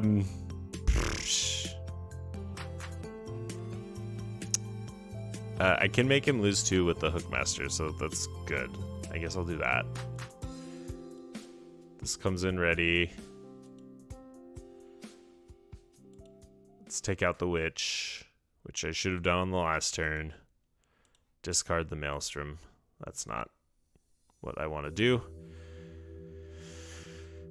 Some shadows, but not the cards that I need. yeah, I think I'm going to just lose right here. The only amber control available to me is one capture pip and a hookmaster. So if my opponent has 8 or more at the end of this turn, I am in trouble. And even if they don't, I can't even do shadows, which would make the most sense right now, because I have to stop them. Hookmaster's gone, which means I lose.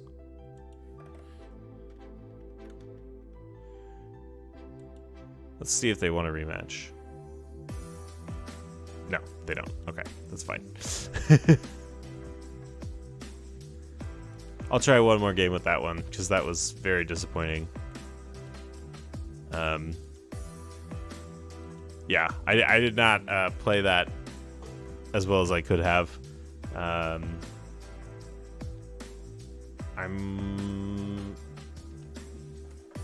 wondering if I should have mulliganed. Like, it's hard to mulligan away 4 cards in one house, but especially in that matchup, having the Gatekeeper later would have been really helpful. And then I just forgot. I played badly, not taking out the Witch and not playing around Interdimensional Graft, which taking out the Witch would have done that too. Oh, hey, it's Donut's dad. Hi. This is one of my teammates. Another bear.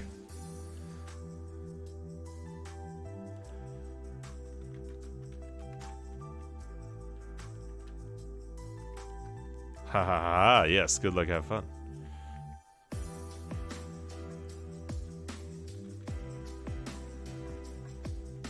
Oops. I know how to type.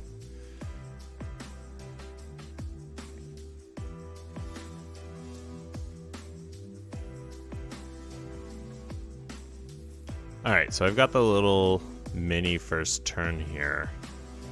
This is a pretty good opener because I can put down the id and then like be able to keep it safe. He's playing, I think I know this deck. Yeah, I know this deck. This is a really good AOA deck.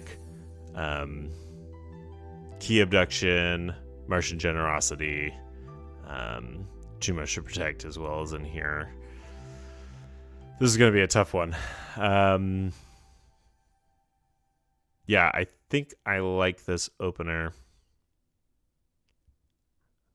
I thought you were a school teacher? Oh, because it's boss? I guess I'm the school boss.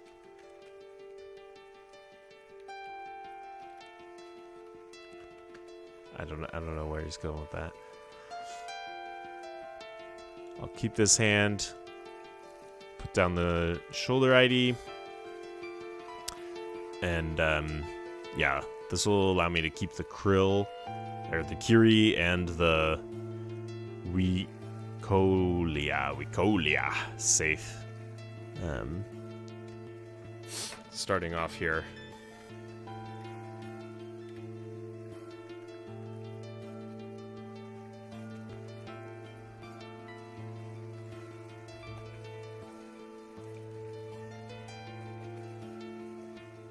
Oh, you want to see it? You want to see another game with it? Excellent. Good. Yeah, I did not do it justice. I did not do this deck justice. And I feel like this game will make... will also be very difficult for me. So we'll see how it goes. Like, I know this deck, and he plays this deck a lot, and he's very good at it. So I've played this deck, and I'm scared. If you're the school boss, you also mistake... What? If he says, makes sense that if you're the school boss, you also mistake your for your. Oh, psh, all the aviator grammar Nazis would have been. Oh yeah, I teach preschool. Okay, I teach preschool. I'm not teaching your versus your. Okay, they are not quite at that level yet. All right, we're going unfathomable. We're going to keep these 2 obnoxious critters safe. And we're going to discard a random card from his hand. Okay, Mind Warper, not bad. The only reason I did that is because there's just not a ton of value to just get one Yancey Gang, and he's probably not going to go back into Shadows, so the discard seemed to make more sense there.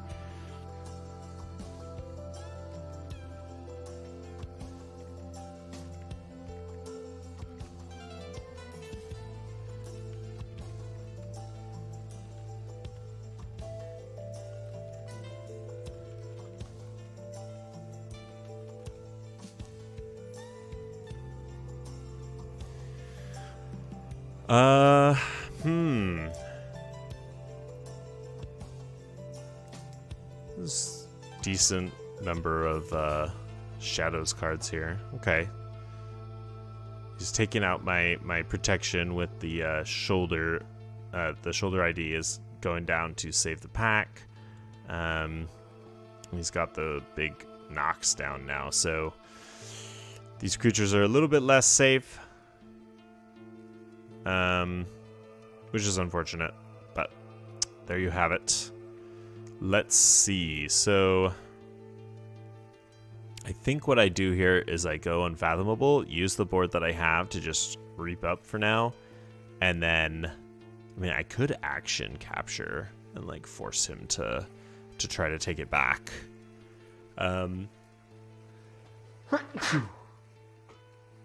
Excuse me.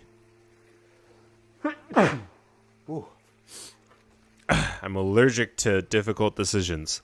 Yeah, let's do that. Let's see if I can make him try to come at my big enforcer. Let's see how it goes. Raise the tide.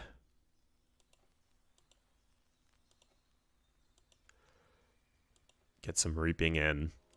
That makes this a target so that it's a little bit more difficult for him to come at my other creatures that I want to keep around.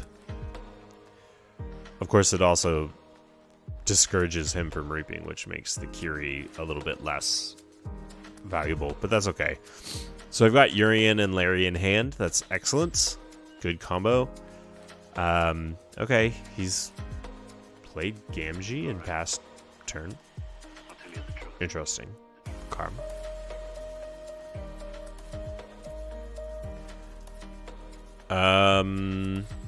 That makes me wonder what is he planning? Why would he do that?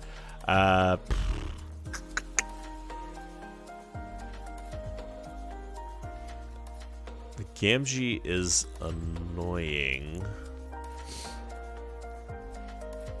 I think I just go with Shadows. Get the efficiency. I mean, I'm going to have more Amber than him, so Gamgee is live, but is he going to go Shadows again? I don't know. We'll see. I'm going to put the creatures that I want to possibly receive the taunt on the flank. Easy Marks is not going to do anything here. I think I just discard it.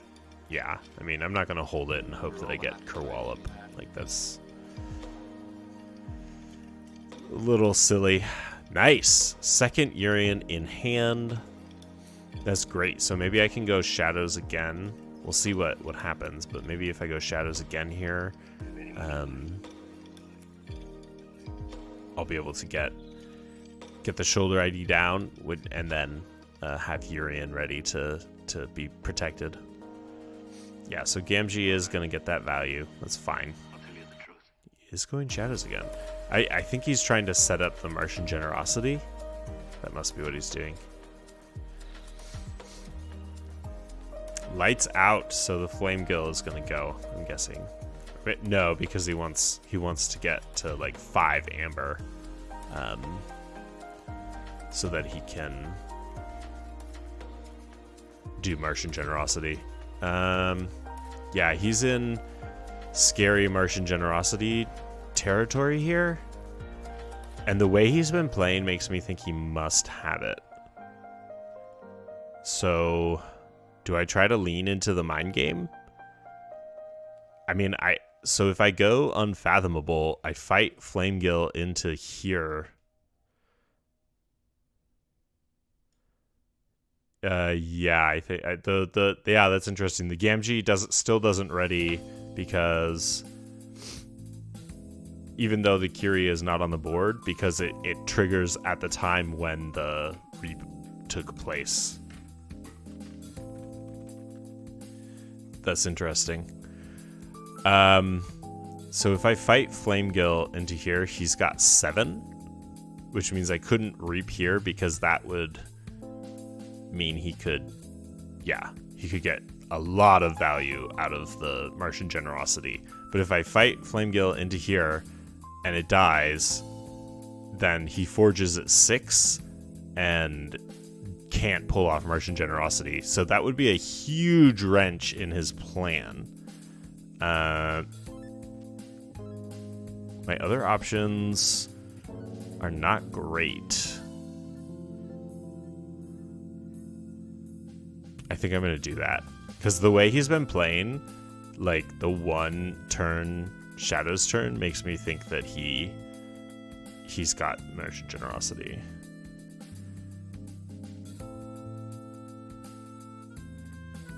Yeah. Seems right this way. I hadn't thought of it because I could have played it in the other order. Yeah. Yep. So it's really unfortunate I can't actually use my little critter here. But that's okay.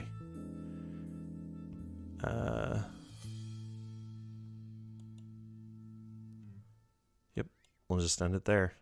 I was considering fighting, but not worth it.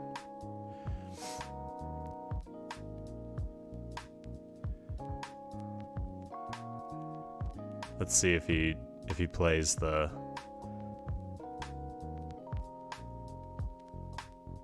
He's gonna sample collection me. Maybe the Hookmaster. Oh, he raised the tide. Oh, he discarded sample collection. Oh, because I don't have any keys. That's right. So he didn't play Martian Generosity, which either means he held it or he didn't have it. And he just mind gamed me, which is possible. So now is it time for Urian or do I do Shadows? And I could trigger his Incubation Chamber. Yeah, I don't have any Mars cards though, so that's fine. Yeah, let's go Shadows and try to see. Like, I want to set up Urian behind Taunt. That's my hope. And I also haven't played any Sanctum yet, so this will make, yeah, get that efficiency going. Let's take out the Yancey gang. La Sea Urchin with poison. We'll see how useful it ends up being. Do I need to take the tide here? No, I'm happy to let him have the high tide for now. That's fine. Yes, this worked out. So now I have lots of taunting available to keep my Urians safe. And yeah, just put that big board out. Does he have any like big board control cards?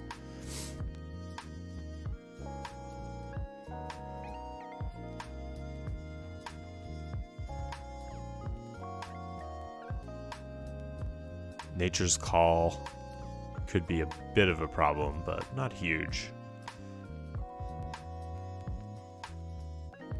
Yeah, I don't see any board control in here, so we should be okay.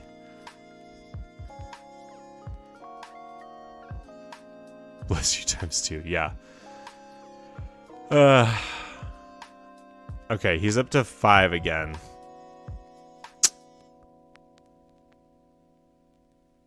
which makes me think he wants to... I can't do anything about it now, though. He's probably going to Martian Generosity, and I really can't do anything. I have no way to stop him. I can reduce his number of possible amber by 1. Yeah, that's all I can do. So we'll do that. I'm going to put all my Sanctum friends together so that hopefully I can get that harmonic ritual off.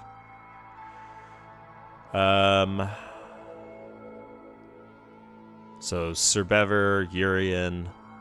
Now I want Larry to be taunted as well. So let's go Larry, Sir Bever, Urian. Excuse me sniffling.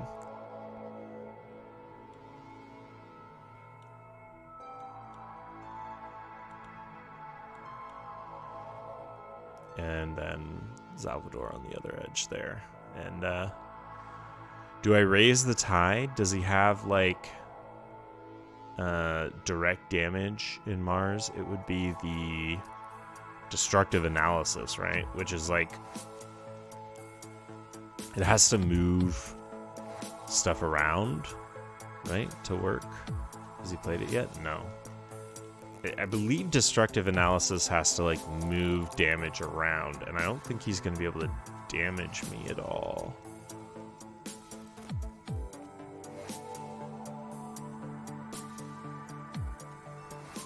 Okay, yeah, we'll leave it for now so I can get that extra card. Joya, not a bad one. Oh, he's going. Interesting.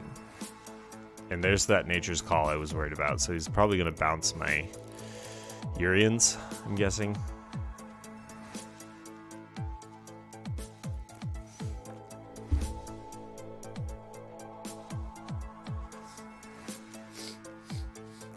So he is going up to 6. Yeah, there go the Urians. That's very unfortunate. So he is up to 6 here, so I could stop him with Unfathomable and get to check and get these useless Maelstroms out of my hand. Or I could go to Shadows. Kerwallop is not really going to do me any favors here.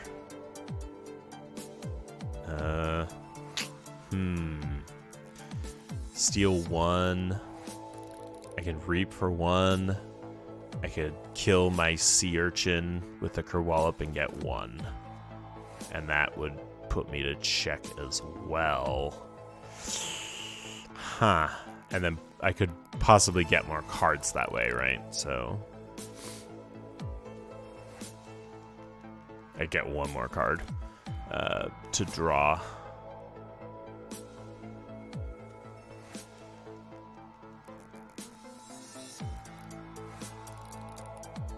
Yeah. Actually, no, then I wouldn't go to check. If I fight with the Hookmaster, he loses 2, which is, good for the countering Martian Gen, but then I don't go to check. So I think Shadows. So do I want to... Yeah, I think I have to Kerwallop my... my sea urchin.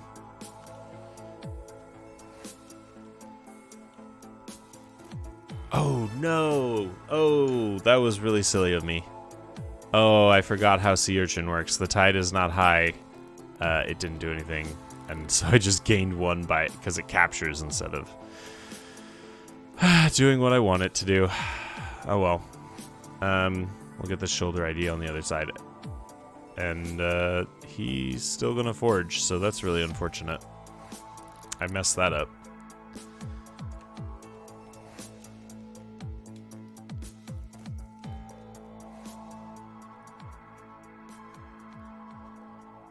That is a lot of creatures. It is a lot of creatures indeed. I don't know how much good they're doing me, but there are a lot of them. Yeah, man, I'm Mess that one up indeed. All right.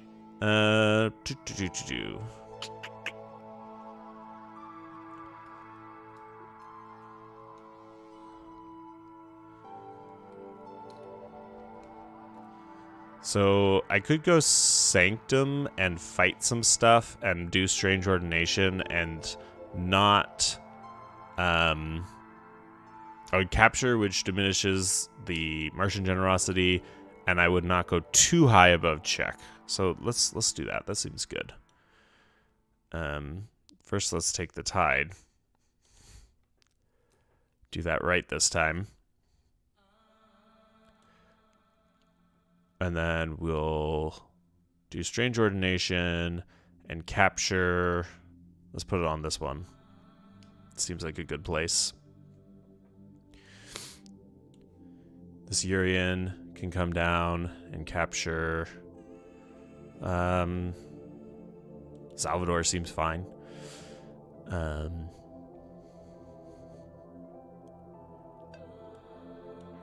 This Urian can go next to the other one, and then Joya can go over here.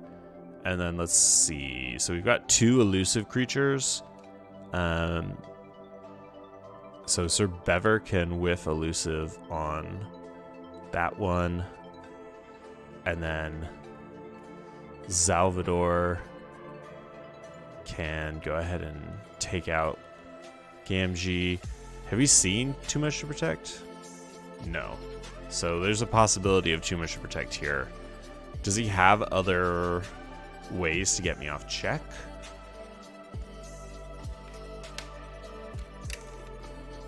I don't think so. So I might just leave Larry and not do anything with it.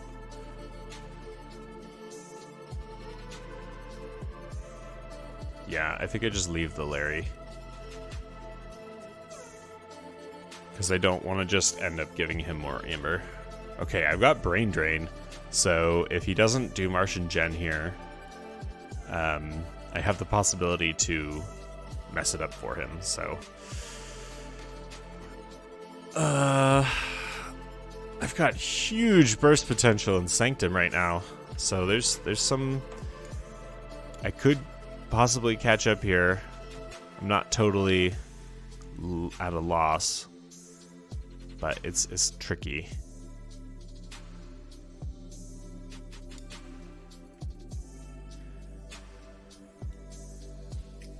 Oh man, what did he stop me with? Oh, Swindle. Ugh, Swindle. I missed that. Okay.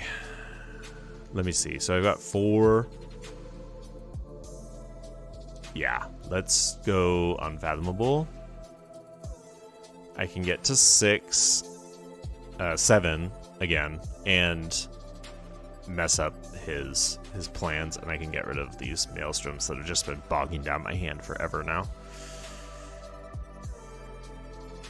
Okay, Reap. Fight here. Reap. That's good. Get rid of some of that Amber. See what he's got.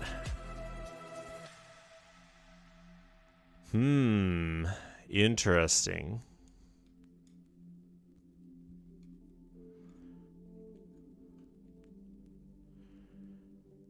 He still doesn't have the Martian generosity. I don't know if any of this matters, actually. Can he key abduction? No, he's not going to be able to key abduction. Maybe I put... Like, maybe he wants to go Mars and, like, play these out for, like, to do something. So, I guess... Get rid of that, because it seems like the most directly useful. Or this, because it can help him. This one can help him set up his Martian generosity turn, so we'll do that. Flamegill comes down and discard these 2 dead cards. That should do it.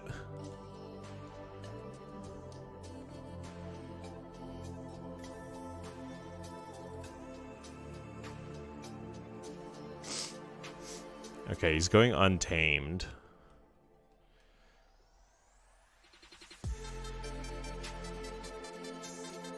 Oh, I should have put the creature away so he couldn't do that. Alright, well now I can do a big Sanctum turn, right? I can get a bunch of burst and hope he doesn't have too much to protect. Like, I kind of feel like I need to gamble at this point, right? Maybe I hold the Gatekeeper. I gamble on him not having too much to protect, and I hold the Gatekeeper, and just like, yeah, I think that's my best bet. Okay, where's my biggest line of creatures? I think it's these 4 Sanctum. Yep, okay. Is the tide high for me? Yes, yes it is. Okay. Strange Ordination, Harmonic Ritual. Urians will reap. He's giggling over there if he has his whatever it's called. Too much to protect right now. I have 4 more creatures. Do I like kill some of this? I can't fight this with camouflage. I mean, there's some argument to kill these things. Okay, kill Grove Keeper. Yeah, that makes sense. Let's kill the Grove Keeper. Let's kill... Oh, it's elusive because of Lamindra! Ay, ay, ay. Alright, kill the Grove Keeper. Let's kill the Lamindra. It's not the best way to do that. Oops, I messed up again. That's okay. What am I missing? Oh, the Gatekeeper. Yeah, no. Hold that. Hold that. And hope. Hope that he doesn't have it. Of course, he's still got the Gamgee, so even like too much to protect and then Gamgee could really mess me up. So that was maybe a terrible mistake.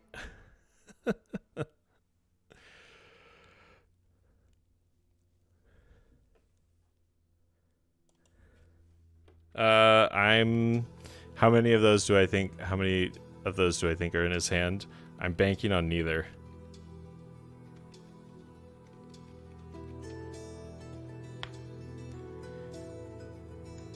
Oh, it looks like none is the correct answer.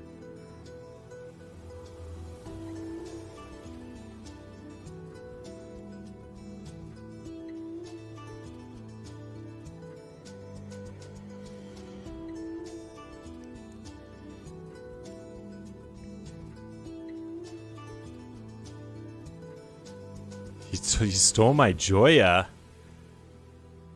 Rude.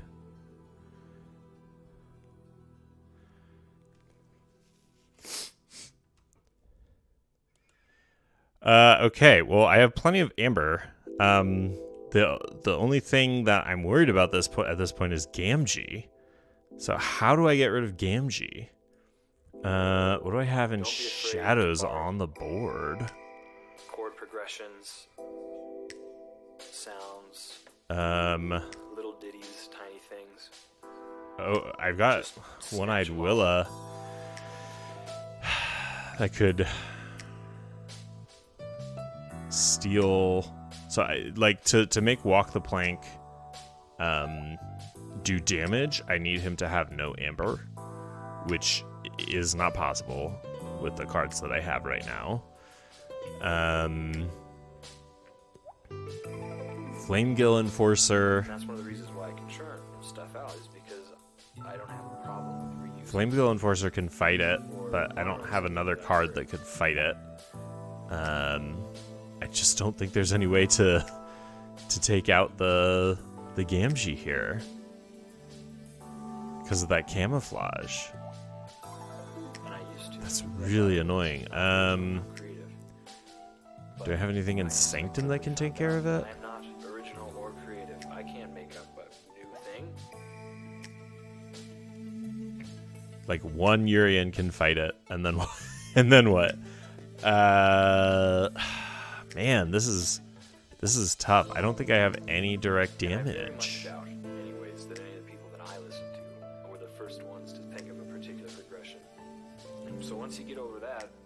anything good is easy. You just borrow. So maybe I like Let's just copy it and just do a little changey thing. try to set up. Like it's yours. I think what I do. No one will know. Yeah, he thinks I got this one. Okay. All right. Well, I'll go unfathomable. No one knows. He seems pretty confident in my ability to win here. So The older generation pretend like it's theirs.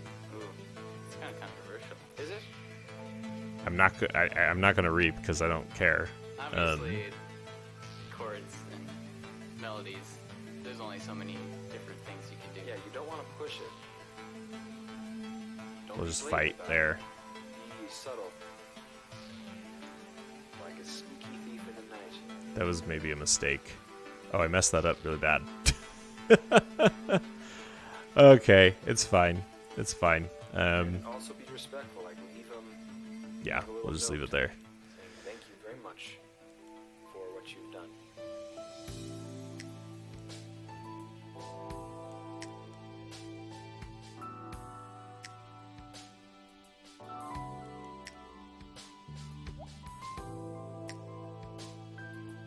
So my thinking here is that if he passes, I can hopefully go unfathomable again, take out the Gamgee, and then...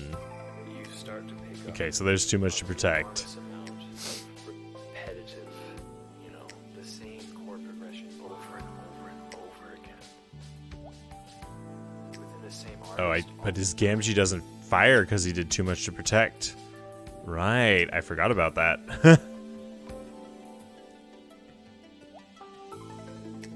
It's easy. There we go. There's the game. All right. Well, despite some serious misplays, I managed to win off of the strength of that like super late burst out of Sanctum. Just incredible. And I didn't even like burst as much as I could because I was scared of the too much to protect. So like, yeah. I feel pretty good about that because he knows this deck and it's a solid deck. And yeah, I'm impressed that I managed to pull that off there. So cool. That was fun. Yeah, another neat deck. Two really interesting decks here. Jeez. If I have to put one for sale, I guess it's this one, because I think the other one is so unique and interesting. Not as good, but very different.